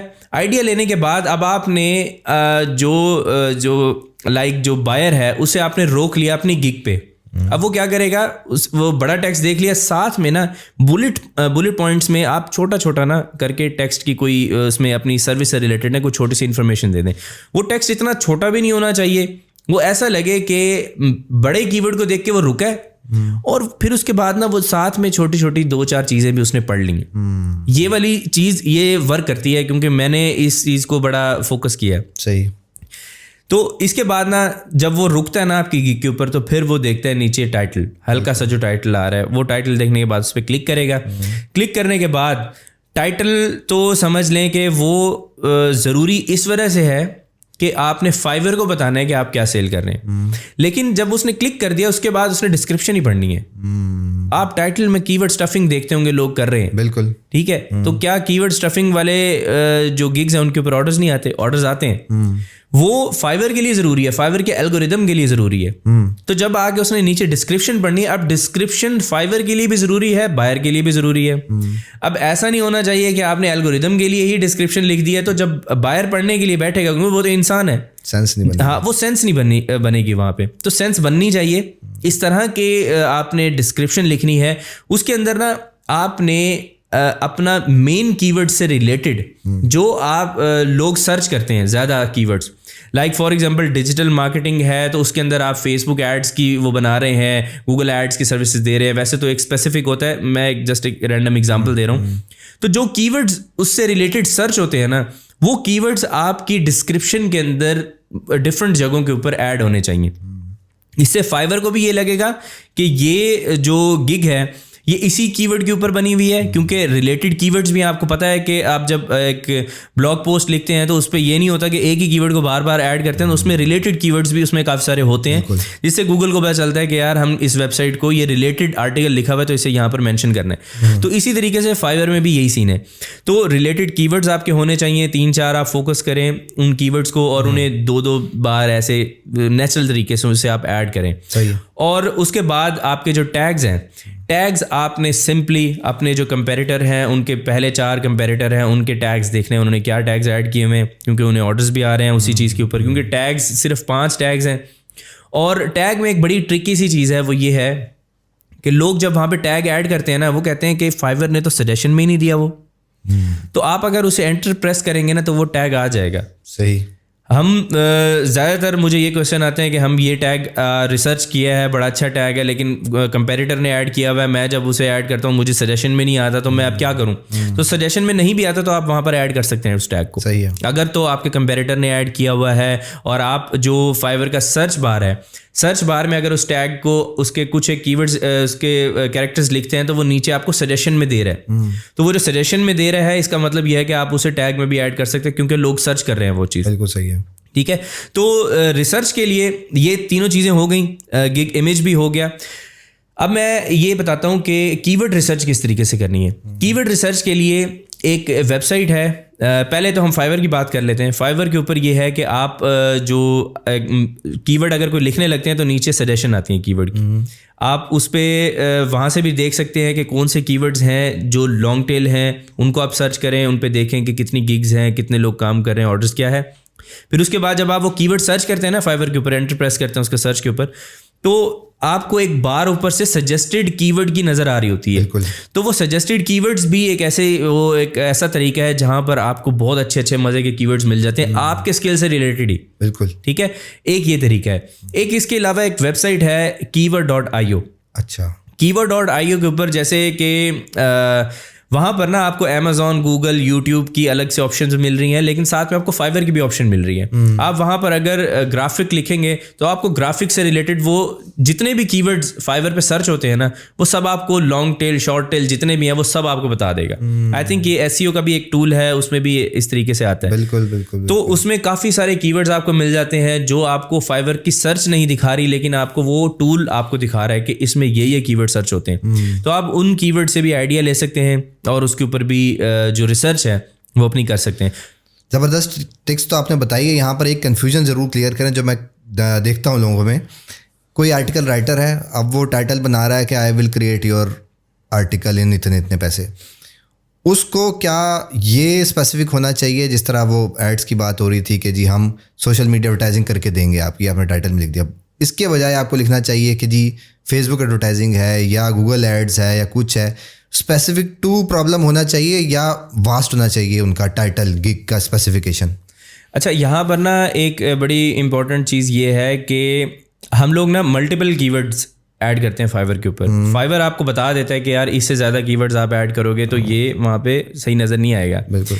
तो ये अब आप पे डिपेंड करता है। अगर तो आप टू द पॉइंट कीवर्ड के ऊपर जाएंगे और लॉन्ग शॉर्ट जो कीवर्ड होता है उसके ऊपर जाएंगे तो उसमें कंपटीशन ज़्यादा होता है, तो उसमें ज़रा ना थोड़ी रैंकिंग में प्रॉब्लम आती है। तो आप उसके साथ ही एक और कीवर्ड लिख दें जो कि आपके स्किल से रिलेटेड ही हो, लेकिन वो कीवर्ड भी आप लिख देंगे। उससे ये होगा कि आपकी जो इंप्रेशंस आते हैं आप डिफरेंट सर्चेस के अंदर वहाँ पर अपेयर होंगे फाइवर पे। तो फाइवर मैंने जैसे बताया कि एक सर्च इंजन ही है, तो आपने समझना है कि सर्च इंजन वर्क किस तरीके से करता है। उसके लिए मैंने अपने चैनल लेट्स अनकवर के ऊपर एक फाइवर मेथोडोलॉजी सीरीज ऐड की हुई है। उसमें तकरीबन 70 वीडियोज़ हैं। अच्छा। आप वो जाके कोई भी बंदा, कोई नया बंदा भी है, उसने अभी फाइवर ओपन किया है, अब वो समझना चाह रहा है कि किस तरीके से इस पर काम करे, तो वो फाइवर मेथोडोलॉजी सीरीज़ के ऊपर चला जाए और उसकी वीडियोस देखना शुरू करे। उसे जो प्रॉब्लम्स आती हैं ना गिग बनाने से, अकाउंट क्रिएट करने से लेके गिग बनाने तक, ऑर्डर लेने तक, जो प्रॉब्लम्स आएंगी वो उसको वहाँ उस फाइवर मेथोडोलॉजी सीरीज में मिलेंगे। जबरदस्त। और ये मेरे चैनल की सबसे पॉपुलर प्लेलिस्ट है। अच्छा। इसमें यह है कि लोगों को इतना ज़्यादा बेनिफिट मिला इस चीज़ से। तो एक और भी मैं टिप बता देता हूँ। वो टिप ये है कि आपके पास फाइवर पे जब आप गिग बनाते हैं, अकाउंट क्रिएट करते हैं, तो आपके पास ना लैंग्वेजेस का ऑप्शन होता है। हम लोग ये करते हैं कि हमें जस्ट इंग्लिश आती है, उर्दू आती है, हम वहाँ पे इंग्लिश उर्दू तो लिख देते हैं। अब उर्दू किसी काम की नहीं है, ठीक है। ज़्यादातर लोगों ने इंग्लिश जो स्पीकिंग होंगे वही आपको ऑर्डर प्लेस कर रहे होते हैं, लेकिन साथ में जो स्पेनिश स्पीकिंग है, जो जर्मन स्पीकिंग है, वो भी इस प्लेटफॉर्म के ऊपर आके ढूंढ रहे होते हैं। बिल्कुल। अब बात यह है कि अगर तो आप थोड़ी मेहनत करना चाहते हैं और जल्दी ऑर्डर लेना चाहते हैं, जल्दी तो मैं ये कोई सुहाने ख्वाब नहीं दिखाऊंगा, लेकिन ये है कि आपको उससे रिजल्ट थोड़ा जल्दी मिलता है, क्योंकि उसमें आपकी जो गिग की जो रीच होती है ना, वो इंक्रीज हो जाती है। अब फाइवर में एक ऑप्शन है कि आप जब कोई आपने चीज़ सर्च की तो फिल्टर के अंदर जाके आप यहाँ पे सेलेक्ट कर सकते हैं कि किस लैंग्वेज के लोगों को आपने वो हायर करना है। वहाँ पर आप किसी भी लैंग्वेज के ऊपर, वो बंदा फॉर एग्जांपल वो स्पेनिश में आया, स्पेनिश पे उसने क्लिक किया, 500 मिलियन से ज़्यादा लोग स्पेनिश बोलते हैं, हर किसी को इंग्लिश नहीं आती, तो वो आएगा, वो आपकी डिस्क्रिप्शन रीड करेगा। अब एक स्पेनिश बंदा भी आपकी गिग तक पहुँच गया है, शायद वो इंग्लिश जब वो सिलेक्ट कर रहा था इंग्लिश उसे नहीं आ रही, तो वो वहाँ तक फिर भी पहुँच गया। अब उसने वहाँ पर देख लिया, गूगल ट्रांसलेटर से उसने भी यूज़ करके देख लिया कि यार मुझे अब स्पेनिश में तो कुछ नज़र नहीं आ रहा, चलो मैं इसे ट्रांसलेट कर लेता हूँ। जैसे वो ट्रांसलेट करेगा ना, आपसे कांटेक्ट करेगा, आपने भी उसके क्वेश्चन को, अपने आंसर को ट्रांसलेट करके उसे सेंड करने। थोड़ी मेहनत है इस चीज़ में, मेहनत है, लेकिन इससे रिजल्ट्स बहुत अच्छे मिलते हैं। आप फ्रेंच ऐड करते हैं, स्पेनिश ऐड करते हैं, जर्मन ऐड करते हैं, इंग्लिश ऐड करते हैं, 4 की ऑप्शन होती है। बिल्कुल। और अगर आपको डाउट है कि कौन सी लैंग्वेज है ट्रांसलेट में डालेंगे, वो खुद बता देगा, खुद ही बता देगा कि किस लैंग्वेज से है। बिल्कुल, बड़ी ज़बरदस्त टिप है। अच्छा, अब आपने क्या मिस्टेक्स देखी फाइवर में लोगों की, जो कोई मेजर ब्लंडर मार रहे हैं जिसकी वजह से उनको ऑर्डर्स नहीं आ रहे? अच्छा, इसमें जो सबसे बड़ी मिस्टेक है ना, वो ये है कि आपके पास जब आप फाइवर का अकाउंट क्रिएट करते हैं तो आपके पास हैं 7 गिग्स की ऑप्शन। आप 7 गिग्स तो फ्री में बना सकते हैं, ठीक है। फिर लेवल 1 पे जाते हैं, 2 पे जाते हैं, गिग्स इंक्रीज होती रहती हैं। लेकिन जो आपका जो न्यू सेलर जब उसके पास 7 गिग्स की ऑप्शन है, तो नए बंदे को अगर मैं कहता हूं कि जाके 7 गिग्स बना लो, वो 1 गिग बना के बैठ जाता है और साइड पे बैठा है, फाइवर को बंद करके बैठा हुआ है अपने मोबाइल पे, ईमेल के इंतजार में बैठा है कि वह फाइवर पे मैसेज आएगा, ईमेल आएगी तो मैं उसका देखूंगा, फौरन जाके फाइवर ओपन कर लूंगा। हालांकि ऐसा नहीं है। आपको फाइवर को ज़्यादा से ज़्यादा यूज़ करना पड़ेगा। जितना, जैसे सोशल मीडिया प्लेटफॉर्म आप यूज़ करते हैं ना, फेसबुक, इंस्टाग्राम के ऊपर आप कॉन्टीन्यूसली बैठे हैं, इसी तरीके से इन प्लेटफॉर्म को यूज़ करें। आप ऐसे यूज़ करके तो देखें, आपको वो प्लेटफॉर्म रिवॉर्ड इतना देगा कि यार ये बंदा तो बहुत ज़्यादा डेडिकेटेड है और ये कॉन्टीन्यूसली मेरी वेबसाइट को यूज़ कर रहा है, एक्सप्लोर कर रहा है चीज़ें, और ये ज़्यादा से ज़्यादा एक्टिव रहता है। अब एक बड़ा पॉइंट ये है कि 7 गिग्स तो बनानी है, उसके साथ साथ आपने उस जगह फाइवर के ऊपर एक्टिव भी बहुत ज़्यादा रहना है। जितना ज़्यादा एक्टिव रहेंगे उतना ज़्यादा आपकी प्रोफाइल जो ऑनलाइन सेलर्स हैं वहाँ पर मेंशन होगी। जैसे ये भी एक फिल्टर है, ऑनलाइन सेलर के ऊपर वो क्लिक करके देख लेंगे, शायद आपकी गिग सर्चेस के अंदर नीचे हो, लेकिन अगर उस टाइम पे ज़्यादा लोग ऑफलाइन हैं और उस बंदे ने ऑनलाइन सेलर के ऊपर सिर्फ क्लिक किया है, तो उसी वक्त वो लोग चाहते हैं कि उन्हें फौरन रिस्पांस मिले, बात भी करनी पड़े, कंफ्यूजन है तो क्लियर हो जाए। अब अगर फॉर एग्जांपल मैं रात के वक्त बैठा हूं और मैंने कोई एक अर्जेंट काम मुझे आया है, तो मैंने जाके सर्च किया, देखा कि एक बंदा जिसके पास जो टॉप रेटेड सेलर है वहाँ पर, और वो बंदे के पास रिव्यूज़ भी बहुत हैं, उसके पास ऑर्डर्स भी बहुत आए हुए हैं, लेकिन वो उस टाइम पे ऑनलाइन नहीं बैठा हुआ। अब वो ऑनलाइन नहीं बैठा हुआ तो मुझे तो जल्दी काम चाहिए। मैं शायद जो सेलर्स उस टाइम पे ऑनलाइन बैठे होंगे, मैं उस पर उनसे कांटेक्ट करूंगा, मेरी प्रॉब्लम का सॉल्यूशन देंगे, मैं फ़ौरन ऑर्डर दे के वहाँ से उनसे काम करवा लूंगा। बिल्कुल सही। तो इसी तरीके से जितना ज़्यादा हो सके ऑनलाइन रहे। अब ऑनलाइन रहने की क्या ट्रिक है? ऑनलाइन रहने के लिए मैं ये सजेस्ट नहीं करूँगा कि कोई क्रोम की एक्सटेंशन लेके उसे चला दें, आप बैठे हैं तो आपको ऑटोमेटिकली ऑटो रिफ्रेश हो रहा है, तो ये बेवकूफ़ाना चीज़ है। इससे आपका जो अकाउंट है वो बैन हो जाएगा। आज नहीं तो कल, कितना अरसा आप भी कर लेंगे। सही बात है। तो आपको करना ये है कि आप फाइवर को यूज़ करें। यूज़ इस तरीके से करें कि देखें कि लोग क्या काम कर रहे हैं। आपको नए आइडियाज़ मिलेंगे, लोगों के गिग्स देखें कि आखिर वो गिग किस वजह से रैंक कर रही है, उसके रिव्यूज़ जाके पढ़ें कि लोगों ने क्या नेगेटिव रिव्यूज़ दिए हैं, क्या उन लोगों को वहाँ पर उसके साथ क्या प्रॉब्लम आई, ताकि आप वो प्रॉब्लम का सॉल्यूशन लेके वहाँ पर प्रेजेंट कर सकें। और इसके अलावा देखें उसने डिस्क्रिप्शन किस तरीके से लिखी है, टैग्स क्या लिखे हैं। ऐसी हज़ारों गिग्स आपको मिलेंगे। आप दिन में अगर 3-4 घंटे फाइवर को देते हैं इस तरीके से रिसर्च पे, आप समझें कि पहले दिन जिस दिन आपने गिग बनाई उस दिन से आपका काम शुरू हो गया। आपको जॉब मिल गई है, आपने अब काम करना है। वो काम आपका यही है कि रिसर्च करनी है, बैठ के लोगों के गिग्स देखें, एक्टिव रहें फाइवर पे, और उतना ज़्यादा फाइवर आपको रिवॉर्ड करेगा। बिल्कुल, ये आपने बहुत छोटी छोटी चीज़ें बताई हैं। अगर ये फॉलो हो जाए ना, क्योंकि वो एक गिग बना के बैठ जाना, फिर जैसे आपने बताया कि प्रॉपर रिसर्च इन्वॉल्व है, क्योंकि जो मसला आपने दिखा है कि इसका सोल्यूशन आप दे रहे हैं, अब जिस तरह आपने बड़ी ज़बरदस्त बात की कि आप जाएँ रिव्यूज़ पढ़ें, वो मसला जो आता है आपने शायद उस नज़र से चीज़ों को देखा नहीं होगा, पर अगर उससे मसले से पहले जब उसको बंदे को जवाब मिल रहा होगा डिस्क्रिप्शन से, तो वो फ़ौरन जो है ना कैप्चर हो जाएगा कि हाँ ये बंदा पुराना है, इसको नॉलेज है, तो काम आपके अलावा जो है वो कहीं और नहीं जाएगा। फिर भी एक सवाल इन तमाम इन्फॉर्मेशन के बाद आ जाता है जी, ऑर्डर्स नहीं आ रहे, उसका हल बताएं। अच्छा देखिए असवर भाई, ऑर्डर्स नहीं आ रहे ना, उसके लिए मैं एक बहुत ही आसान और मेहनत वाली ट्रिक बताता हूँ कि मेहनत और आसान दोनों है। क्योंकि आसान ये इस तरीके से है कि आपको जेब से कुछ पैसे नहीं लगाने, और मेहनत इसमें इस तरीके से है कि आपने जैसे आपको बताया फाइवर को यूज़ करना है, ज़्यादा से ज़्यादा एक्टिव रहना है, ये तो हो गया।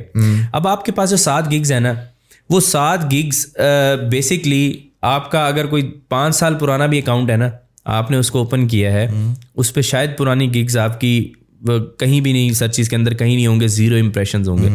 लेकिन उसी दिन आपने एक नई गिग बनाई, वो जो न्यू गिग आपने बनाई है, वो न्यू गिग उसी दिन से सर्चेस के अंदर उसकी जो रैंकिंग है उस दिन से वैल्यूएट होगी।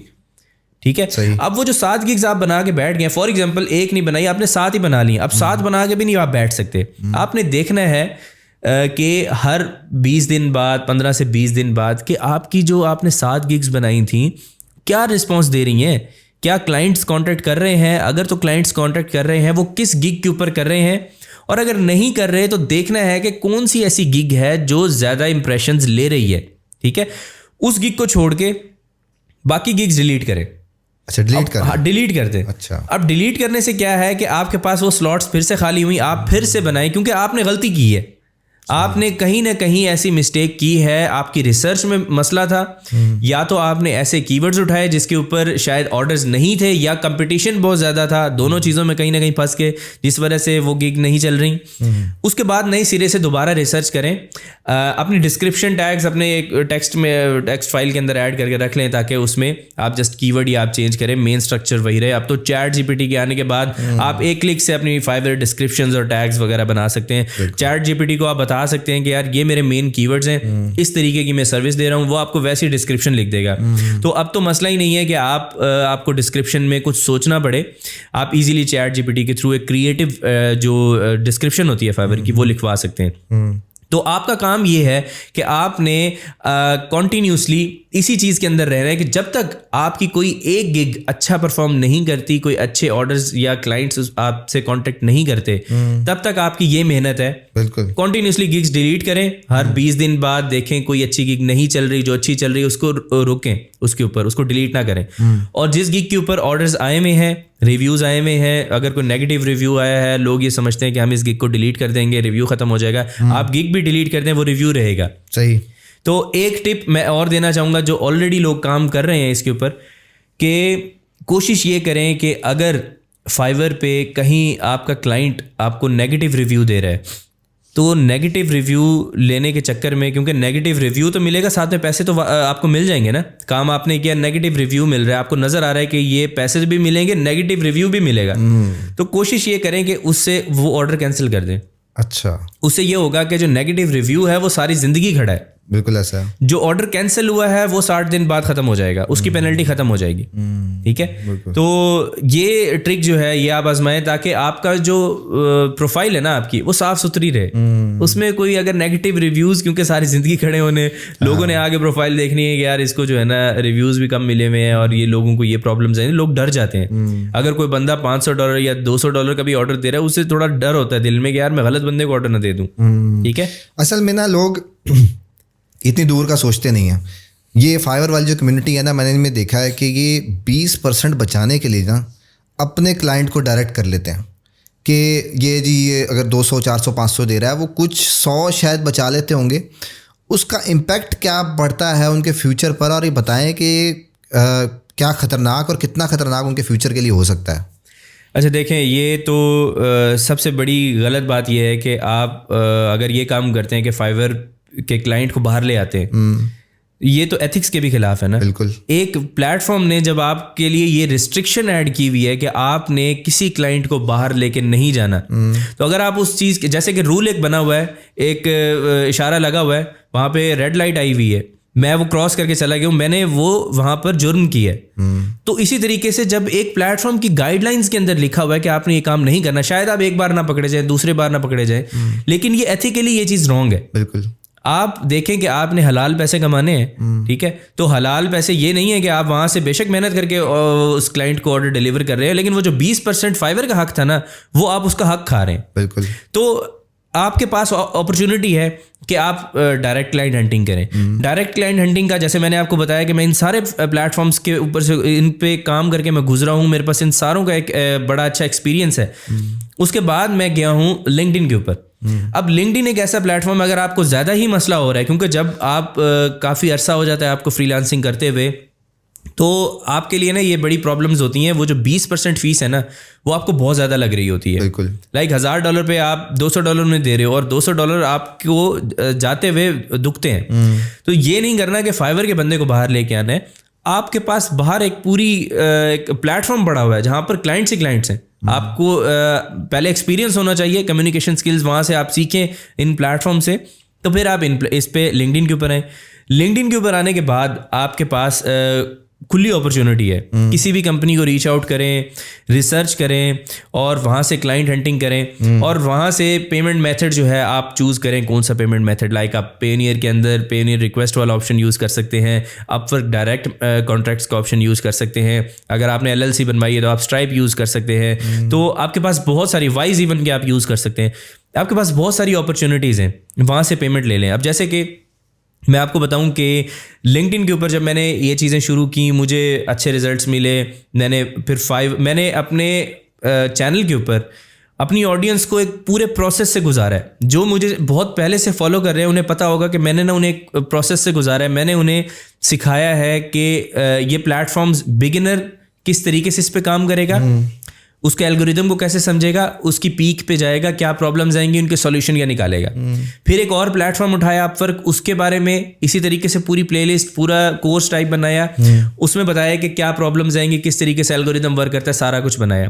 फिर मैंने ये देखा कि अब मेरी जो ऑडियंस है ना वो पैसे कमा रही है। मेरी ऑडियंस के अंदर बहुत फ्रीलांसर्स ऐसे हैं जो कि अच्छे पैसे कमा रहे हैं और ये चीज़ मैंने कई बार टेस्ट की है। मैं लोगों के साथ वो जो जूम सेशंस हैं वो करता रहता हूँ और मेरे पास जितने भी बच्चे आते हैं कोई ऐसा नहीं आता कि सर ऑर्डर नहीं आ रहे।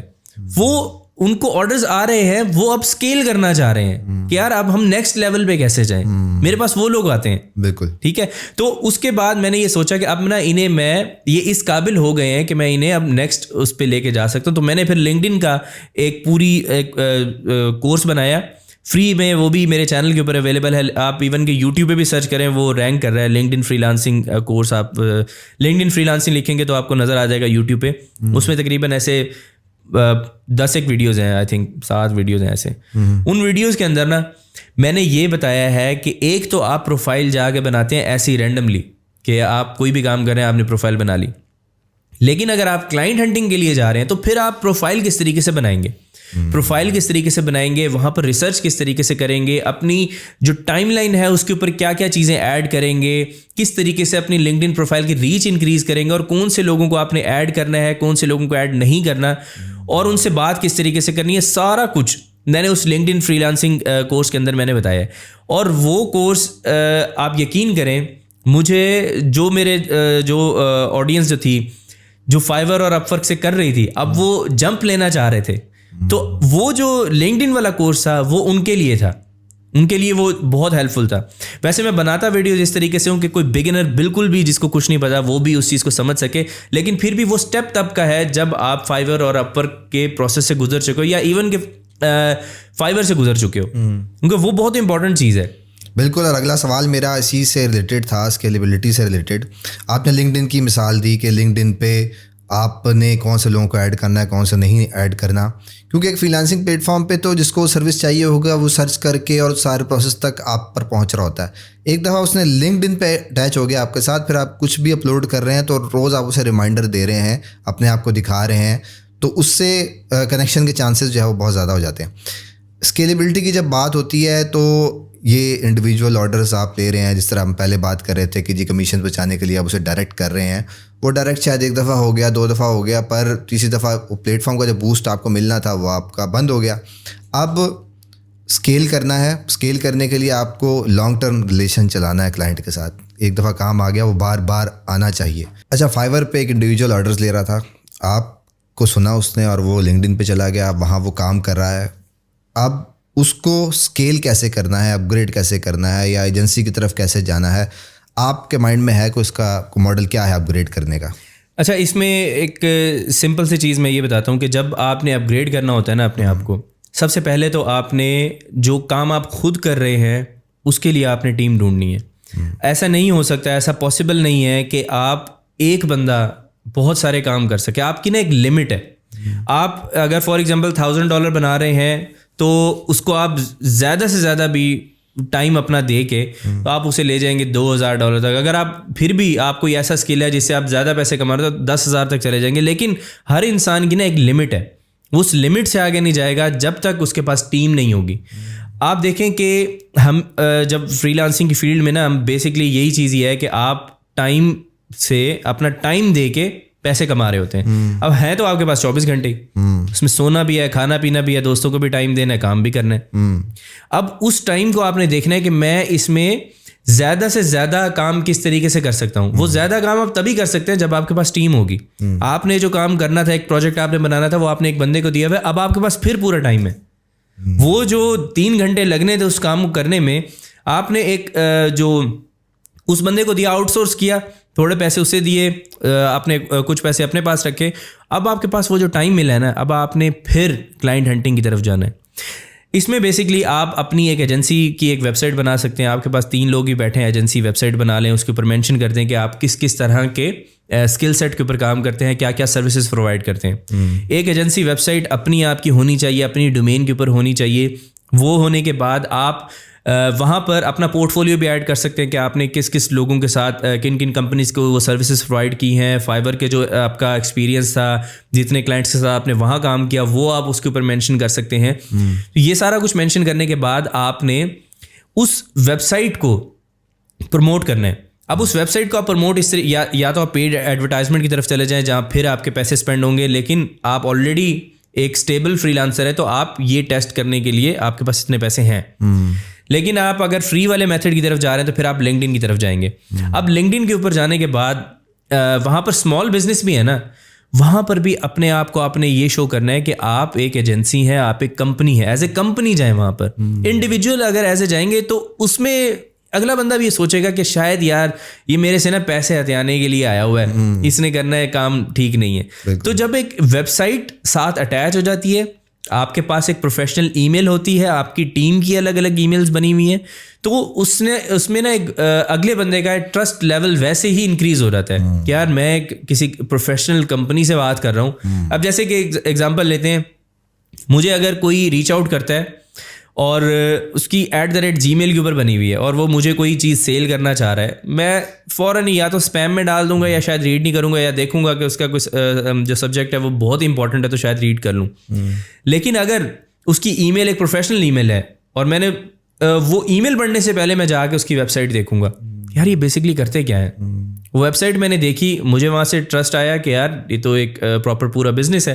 फिर मैं जाके देखूंगा कि क्या वो मुझे रीच आउट वो किस वजह से कर रहा है, क्या वो मुझे कोई प्रोडक्ट अपनी सर्विस सेल कर रहा है, क्या कर रहा है, क्या मुझे उसकी ज़रूरत है या नहीं है। लेकिन अगर मुझे ज़रूरत होगी तो शायद मैं उस चीज़ को कंसीडर करूंगा, क्योंकि एक प्रोफेशनल लोग मेरे से कॉन्टेक्ट कर रहे हैं। ठीक है, इसी तरीके से लिंक्डइन के ऊपर भी आप जब जाते हैं, बेशक आप स्मॉल बिजनेसेस के साथ ही काम कर रहे हो, तो आपके पास आपका पोर्टफोलियो होना चाहिए, अपनी एजेंसी वेबसाइट होनी चाहिए। इसमें समझ लें कि आपका, मैं ये कहूँगा कि 60% चांसेस इंक्रीज हो जाते हैं कि आपको रीच आउट करने के बाद आपको काम मिलेगा। तो ये एक बहुत इंपॉर्टेंट चीज़ है। इससे आप आहिस्ता आहिस्ता फिर स्केल कर सकते हैं। आपका काम ये होना चाहिए, जैसे कि मेरा इस टाइम पे ये काम है कि मेरा फोकस ही क्लाइंट हंटिंग के ऊपर है। मेरा फोकस ये नहीं है कि मैं कोई क्लाइंट आएगा मैं खुद काम करूंगा बैठ के। अब देखें, एक स्टेज ऐसी आती है लाइफ में, जैसे आपकी भी लाइफ में है, कि आप काम खुद नहीं कर सकते। आपने अगर उस चीज़ को ग्रो करना है, आप चाहते हैं कि चीज़ें ऑटोमेशन की तरफ जाएं, तो वो सिर्फ तभी जा सकती हैं जब आपके पास टीम होगी, वो रिलेटेड लोग होंगे जो आपके लिए काम करें। और आपका काम यह है कि मैनेजमेंट है, आप देखें, काम डिलीवर करते हुए देखें कि क्या वाकई में ही वही चीज़ जा रही है, क्योंकि आप उस टाइम पे उस क्लाइंट से डायरेक्ट बात करेंगे। क्लाइंट ने ये नहीं पूछना है कि आपकी टीम के बंदे ने गलत काम किए, आपने गलत काम किए। तो आपने अपनी रेपुटेशन बचानी है, उसी तरीके से वो सर्विसेज देनी है ताकि आप इसको लंबे अरसे तक इस चीज़ को लेके चल सकें। बिल्कुल, अपने आप को फ्री रखेंगे तभी कुछ क्रिएटिव सोचेंगे, नया सोचेंगे। ChatGPT आ गया है, लोग परेशान हो रहे हैं उससे कि जी हमारी जॉब्स खा जाएगा। वो तो जब खाएगा तब खाएगा, आज की सोचे कि आप क्या करना चाहते हैं। अच्छा, यहाँ पर एक क्विक क्वेश्चन इसी से रिलेटेड ये है कि आप क्या समझते हैं कि जब कोई क्लाइंट आता है, कोई कंपनी आती है आपके साथ काम करने के लिए, तो उसको बहुत सारी चीज़ें रिक्वायर्ड होती हैं कि जी ये काम। अब वो वेबसाइट बनाना हो सकता है, उसके साथ लोगो डिज़ाइन हो सकता है, उसी वेबसाइट की प्रमोशन हो सकती है, उसकी एडवर्टाइजिंग हो सकती है। आप क्या समझते हैं कि ऐसी क्या एक या दो स्किल आप रिकमेंड कर दें जो कि फ्यूचर में कोई इंडिविजुअल अगर सुन रहा है तो फ्यूचर में किसी एजेंसी की शक्ल ले सकती है? क्या स्किल है आपके माइंड में? अच्छा, इसमें तो एजेंसी की शक्ल तो बहुत सारे स्किल्स हैं जो आप ग्राफिक डिज़ाइन एजेंसी बना सकते हैं, डिजिटल मार्केटिंग एजेंसी बना सकते हैं, वेब डेवलपमेंट की कोई एजेंसी बना सकते हैं। इसमें तो बहुत सारी चीज़ें हैं और हर स्किल के अंदर ना पैसा है। ऐसा नहीं है कि किसी एक स्किल में बहुत पैसा है, दूसरे में। डिपेंड करता है कि आप सर्विसेज क्या प्रोवाइड कर रहे हैं, आप उसके अंदर क्या नया लेके आए हैं, क्या ऐसी चीज़ प्रोवाइड कर रहे हैं जो आगे क्लाइंट के लिए हेल्पफुल है। ठीक है, तो मेरा जैसे मैं आपको अपने स्किल से एग्जांपल दूंगा कि मैं डिजिटल मार्केटिंग कर रहा हूँ, तो डिजिटल मार्केटिंग मैं समझता हूँ कि एक ऐसा स्किल है जो हमेशा ज़रूरत होगी। AI आर्टिफिशियल इंटेलिजेंस जितना मर्जी स्ट्रांग हो जाए, आप कोई बंदा अगर बिजनेस बना रहा है आज से 10 साल बाद भी, वो स्मॉल बिजनेस का सबसे बड़ा प्रॉब्लम ये है कि उसने ग्रो करना है, बिल्कुल उसने भी स्केल करना है, जैसे हमने स्केल करना है उसने भी स्केल करना है।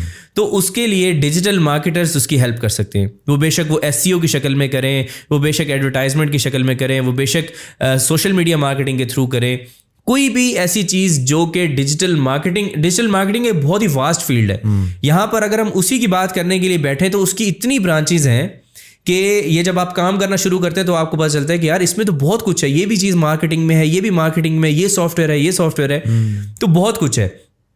आप डिजिटल मार्केटिंग को एक्सप्लोर करें, उसके अंदर कोई ऐसी चीज़ें ढूंढें जो एक स्पेसिफिक चीज़ आप फॉर एग्जांपल आप डिजिटल मार्केटिंग में गए, आप ईमेल मार्केटिंग की सर्विसेज दे रहे हैं, आपने मेलचिम्प सीखा हुआ है, आप मेलचिम्प के एक्सपर्ट हैं, आप उसमें फनल्स क्रिएट करके वो सारा एक प्रोसेस पूरा फॉलो करके आप उसकी सर्विसेज दे रहे हैं, आप उसी की एजेंसी बना लें।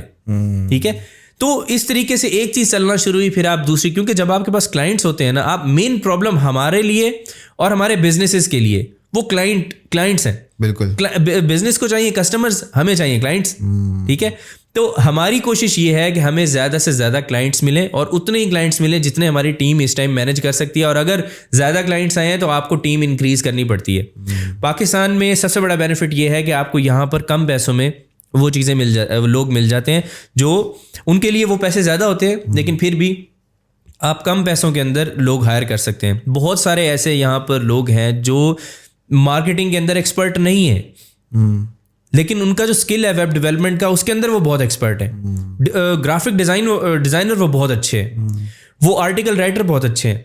उन्हें नहीं पता कि अपने स्किल को कैसे सेल करना है। अगर आप क्योंकि आप समझ लें कि एक बिजनेस रन कर रहे हैं, तो आपकी ये रिस्पॉन्सिबिलिटी है कि आपने पाकिस्तान में वो जॉब्स क्रिएट करनी है। ऐसा नहीं है कि आप अपने आप को भी एक लेवल पे स्टक रखें और आगे वो चीज़ आप नहीं चाहते कि जेब से मेरा 1 रुपया भी निकले। वो स्पेंडिंग करनी पड़ेगी आपको, ताकि आप भी ग्रो हो सके, साथ में वो बंदा भी ग्रो हो। उस बंदे को एक एक्सपीरियंस मिलेगा, उस बंदे को एक ऐसा क्लाइंट मिलेगा, क्योंकि वो क्लाइंट हंटिंग में शायद एक्सपर्ट नहीं है, डिजिटल मार्केटिंग में नहीं है, लेकिन वो अपने स्किल में बहुत एक्सपर्ट है। आपको भी आपकी प्रॉब्लम का भी सॉल्यूशन मिल गया और उस बंदे को भी उसकी प्रॉब्लम का सॉल्यूशन मिल गया। जब वो सीख लेगा, शायद आपसे ज़रूरी नहीं है कि उसने सारी ज़िंदगी आपके साथ काम करना है। मेरे साथ ऐसे बहुत सारे टीम मेंबर्स हैं जो काम करते थे, वो छोड़ के चले गए। उन्होंने कहा कि हम नहीं करना चाह रहे, और ये मुझे पता है कि जो मेरे साथ आज काम कर रहा है वो शायद मेरे से आज 2 साल बाद 3 साल बाद काम नहीं करेगा, क्योंकि उसने भी तो आगे जाना है ना। बिल्कुल, उसने भी तो आगे ग्रो करना है अपने बिजनेस को। शायद वो एक एजेंसी बनाए, शायद वो डिजिटल मार्केटिंग उस दौरान सीख ले और वो अपनी एक एजेंसी बना के डायरेक्ट क्लाइंट हंटिंग करे। तो वो सारी चीज़ें जो है ना वो पॉसिबल हैं। तो मेरी सजेशन सबको यही होगी कि भाई आप एजेंसी की तरफ जाएं, और ये तब जाएं जब आपके पास पूरा एक्सपीरियंस है, कम्युनिकेशन स्किल्स अच्छे हैं, पोर्टफोलियो है, और टीम बनाने के लिए आपको पता है कि एक राइट बंदा क्या होता है। अब जब एक और भी असर हुई यहाँ पे एक बड़ी इंटरेस्टिंग चीज़ है, वो ये है कि लोग ये सोचते हैं यार आउटसोर्सिंग जो है वो तो हम पहले दिन से कर सकते हैं। अब लोगों के जहन में आ रहा होगा कि आउटसोर्सिंग है यार, ये तो बंदा दूसरे से काम कर, मैं खुद बैठ के खाए। मसला ये है कि अगर आप ये सोच रहे हैं कि आपने अभी दूसरे बंदे को हायर किया है और वो आपके लिए काम करके डिलीवर कर देगा, ऐसे बिजनेस नहीं चलने वाला।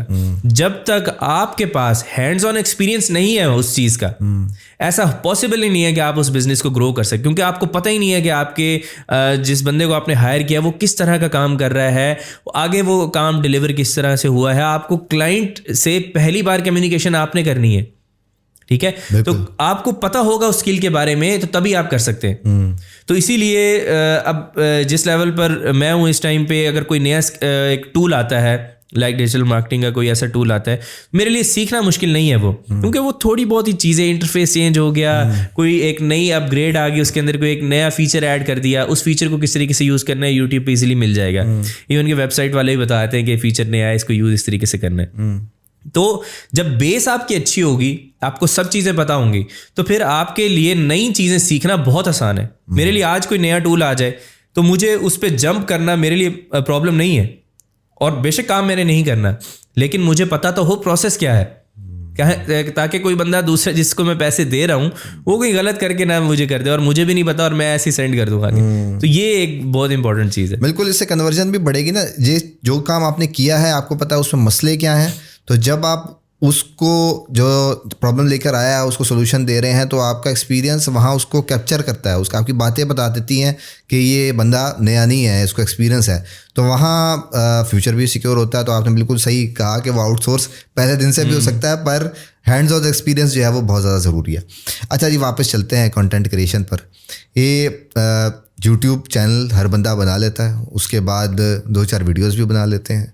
आप क्या समझते हैं कि कितनी क्वांटिटी ज़रूरी है विद रिस्पेक्ट टू क्वालिटी, के वीडियोस तो बनाए जा रहे हैं और साथ वाले किसी और को दिखाते नहीं है कि भाई इसमें देखने का भी कोई इंटरेस्ट है या नहीं है, बस मैं वीडियोस बना रहा हूँ और मैंने इतनी वीडियोस बना दी हैं और रिज़ल्ट नहीं आ रहा है। इसके लिए आपके पास कोई टिप्स क्या है जो कंटेंट क्रिएटर है वो अपने आप को पहचानने के लिए इतनी वीडियोज़ बनाए, उसके बाद अगर नहीं चल रही तो फिर आपके बस की बात नहीं है? अच्छा देखिए असवर भाई, कंटेंट क्रिएशन में मैं अभी नया आया हूँ, 3-1 साल हुए हैं। तो इसमें जो मैं सजेस्ट ये करूँगा वो ये है कि एक तो वीडियो जब भी आपकी पहली वीडियो होगी बहुत बुरी होगी।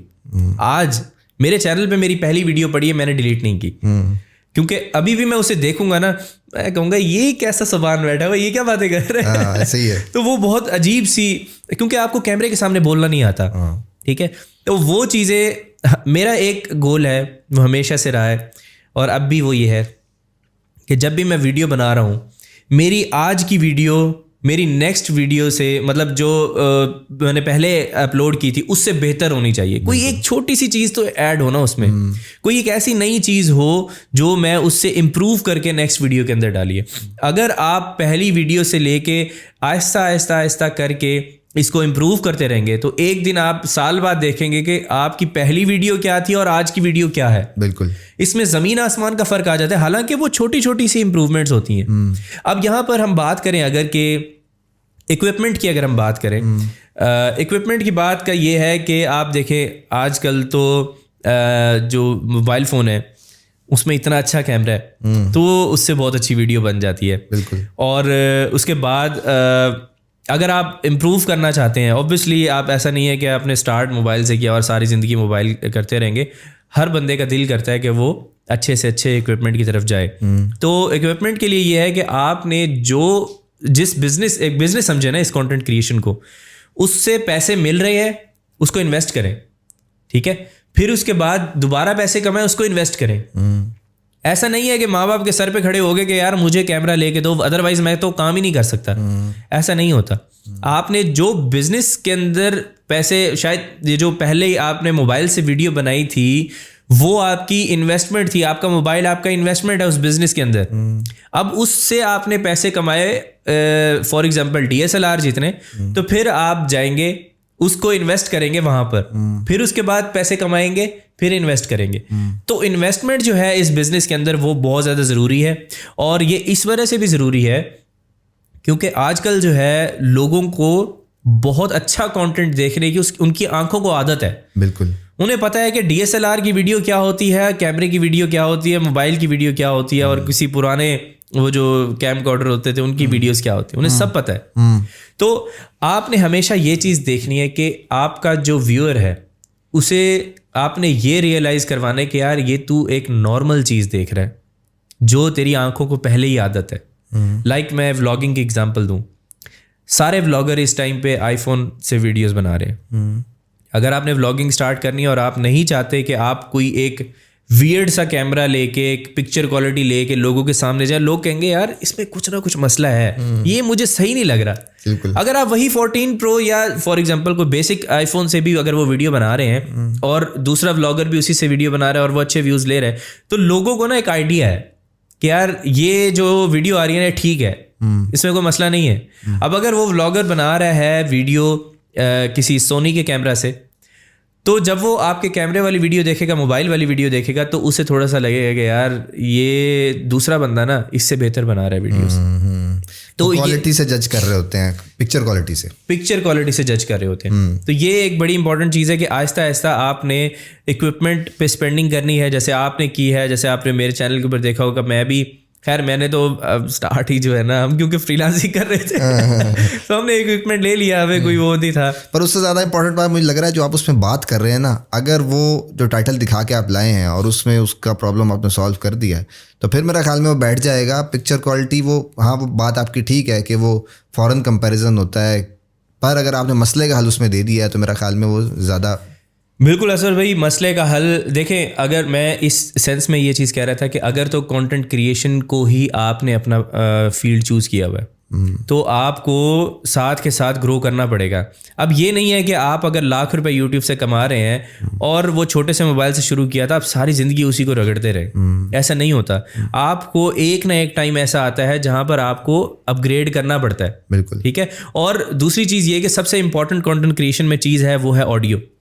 अगर आपकी ऑडियो अच्छी नहीं है तो लोग नहीं उस वीडियो को देखेंगे। सही कह रहे हैं। अगर आपकी वीडियो थोड़ी सी भी खराब है ना, अगर फॉर एग्जांपल यहाँ पर अगर इस कैमरा में ब्लर आई जा रहा है, बार बार फोकस नहीं कर रहा है ये ठीक, तो लोग फिर भी सुन लेंगे कि यार बात तो क्लियर आ रही है ना, जो बोलना चाह रहा है वो तो आ रहा है ना सामने। हाँ, अगर यहाँ पर हम कोई सिनेमैटिक मूवी बना रहे होते, उसमें फोकस का इशू आता, तो ऑब्वियसली लोगों का जो उस टाइम जो पॉइंट ऑफ व्यू था वो ये था कि हमने यहाँ पर अच्छी वीडियो देखनी है और वो वीडियो आपने ख़राब कर दी।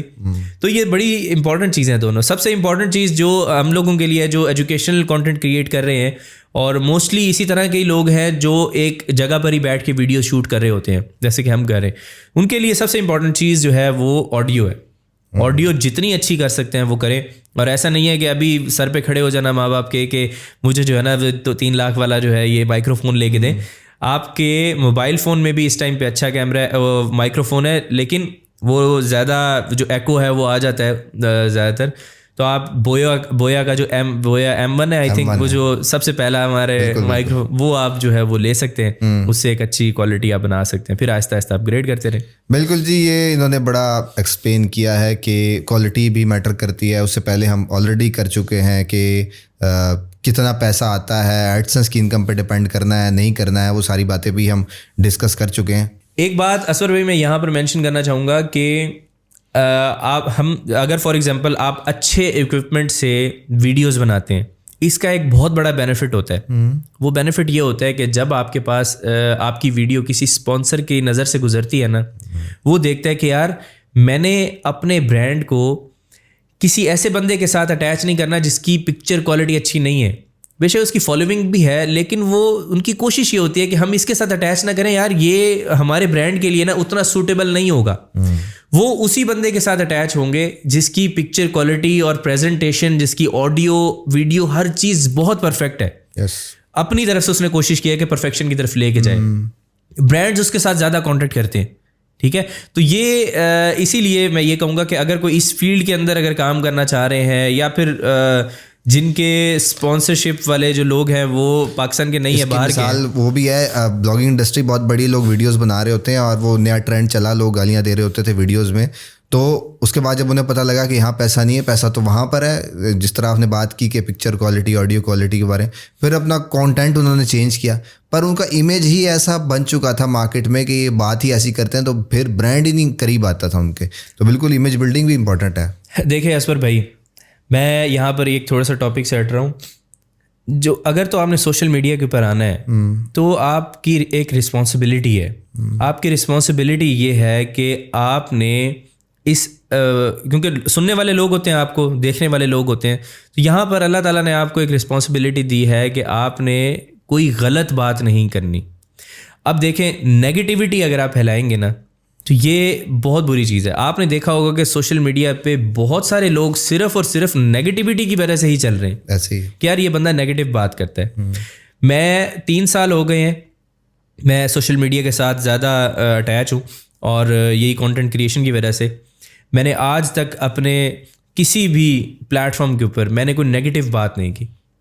मुझे पता है कि यार अगर मैं नेगेटिव बात फैलाऊंगा तो इस पोस्ट की रीच पता नहीं कहाँ तक जाएगी। बिल्कुल, कोई बंदा शायद शुरू करने वाला ही होगा, वो रुक जाए, या अगर कोई बंदा कोई अच्छे मूड में बैठा है, मैंने उसे एक कंट्रोवर्सी दिखा के मैंने उसका मूड ख़राब कर दिया। तो मतलब ये मेरी रिस्पॉन्सिबिलिटी है इस टाइम। ये जो ऑडियंस हमें अगर मिली है, ये हम सब की रिस्पॉन्सिबिलिटी है कि हमने इनको अच्छी चीज़ दिखानी है, पॉजिटिव बात करनी है, हमेशा पॉजिटिव बात करनी है। कहीं पे अगर कोई गलत बात हो ही रही है तो उसको एक ऐसे तरीके से प्रेजेंट करना है जहाँ पर ऐसा ना लगे कि यार हम किसी बंदे से कोई कंट्रोवर्सी क्रिएट करने की कोशिश कर रहे हैं या कोई ऐसा सीन कर रहे हैं। तो नेगेटिविटी आपने बिल्कुल नहीं फैलानी अगर आप इस फील्ड के अंदर आ रहे हैं, क्योंकि आपके ऊपर एक बहुत बड़ी रिस्पॉन्सिबिलिटी है, लोग आपको फॉलो कर रहे हैं। बिल्कुल, ये एक बहुत इंपॉर्टेंट चीज़ है। सुभान साहब, आपने ज़बरदस्त पॉडकास्ट जो है वो की, और लोग जो है वो आपसे फाइनल मैसेज सुनना चाहते हैं कि आपकी तरफ से क्या नसीहतें हैं हमारी ऑडियंस के लिए। अच्छा वैसे तो असर भाई, हमने जो बातें ये सारी, अगर लोग इसको सही तरीके से समझना चाहें, इसको इम्प्लीमेंट करें, तो ये सबसे बड़ी नसीहत है उनके लिए। क्योंकि आप भी, मैं भी, हम लोग यही कोशिश कर रहे हैं कि हमने जो मिस्टेक्स की थी जो अपने फ्रीलांसिंग करियर में, वो ये लोग ना करें। अब जैसे कि मैंने जब ये शुरू किया तो मेरे साथ ये सबसे बड़ी प्रॉब्लम थी कि कोई बताता नहीं था। बिल्कुल, कि यार हम बता दिया तो कहीं ये भी वही चीज़ ना शुरू कर दे। तो ये बहुत बड़ा इशू था, आपको भी पता है इस बात का। तो मैंने तभी ये चीज़ डिसाइड की थी कि अगर तो अल्लाह ताला ने मुझे इसमें कोई सक्सेस दी, मैंने कोई इस पर काम शुरू किया, मेरा काम चलना शुरू हुआ, तो मैं सबको बताऊंगा जो जिस तरीके से मुझे, जिस प्रोसेस से मैं गुजरा हूँ, जो स्किल पे मैं काम करता हूँ, मैं सब कुछ खुल के ऑडियंस को भी ये चीज़ सिखाऊंगा। ये तो नहीं सोचा था कि कोई यूट्यूब चैनल बनाऊंगा। हाँ, ये सोचा था कि अगर मेरे से कोई पूछने के लिए आएगा तो मैं उसे बताऊंगा। बिल्कुल सही। तो उसका एक प्रॉब्लम ये हुआ कि बहुत सारे लोगों ने पूछना शुरू कर दिया। तो फिर मैंने ये यूट्यूब चैनल ही इसी वजह से बनाया था कि कोई बंदा मेरे से पूछेगा कि यार ये कैसे है, तो मैं उसे बता दूँ यार ये वीडियो बनी हुई है, देख लो, ये देख लो। तो इसीलिए आप देखें कि YouTube के ऊपर आई थिंक 500 से ज़्यादा वीडियोस हैं। तो उसमें उन 500 की 500 वीडियोस के अंदर सिर्फ आपको एक्सपीरियंस ही नज़र आएगा।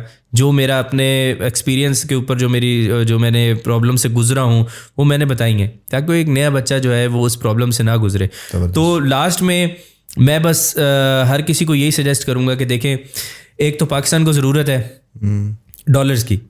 आप बेशक $300-400 भी महीने कमाते हैं ना, तो ये भी बहुत है पाकिस्तान के लिए। आप कोशिश तो करें, आप लेके तो हैं डॉलर्स। बिल्कुल। तो हमें एक तो डॉलर्स की भी ज़रूरत है, और दूसरा आप देखें कि जो PKR है ना, वहाँ पर आपकी सैलरी तो इंक्रीज़ नहीं होती, और आपकी जो जो चीज़ें महंगी हो रही हैं वो डॉलर्स की वजह से हो रही हैं। और अगर आप डॉलर में कमा रहे होंगे तो आपकी साथ साथ इनकम भी ग्रो होती रहेगी। तो आप अपने घर में कोशिश करें कि आप अपने बच्चे को या खुद या फिर अपने किसी बड़े भाई को, छोटे भाई को इस फील्ड के अंदर, घर में एक बच्चे को इस फील्ड के अंदर लाजमी लेके आएँ। उससे आप देखिएगा कि कोई दूसरा बंदा जो किसी और चीज़ पे काम कर रहा है और आपने जिस बच्चे को डॉलर वाली फील्ड के ऊपर लगाया है, वो ज़्यादा आपको ग्रो होता हुआ नज़र आएगा। क्योंकि PKR की जो चीज़ है वो उस हिसाब से ग्रो नहीं होती। बिल्कुल। तो डॉलर के साथ साथ अगर आप, क्योंकि सारी इकोनॉमी हमारी डॉलर के ऊपर चल रही है, तो आपको डॉलर्स ही लेके आने हैं मुल्क में, उसी से ही आप एक बेहतर वो कर सकते हैं। बाकी जो मैंने नए फ्रीलांसर्स के लिए जो प्रॉब्लम्स आती हैं, उनके सॉल्यूशंस जो हैं वो हमने इस पॉडकास्ट में डिस्कस किए हैं। तो जितना ज़्यादा हो सके उसको इम्प्लीमेंट करें और मेहनत करते रहें, कंसिस्टेंट रहें। यही सबसे बड़ी चीज़ है कि आपने किसी भी चीज़ के ऊपर अगर मेहनत की है तो अल्लाह ताला उस मेहनत का सिला कभी ज़ाया नहीं होने देगा। आपको किसी न किसी शक्ल में उसका सिला लाजमी मिलेगा अगर आपने सच्चे दिल से मेहनत की है।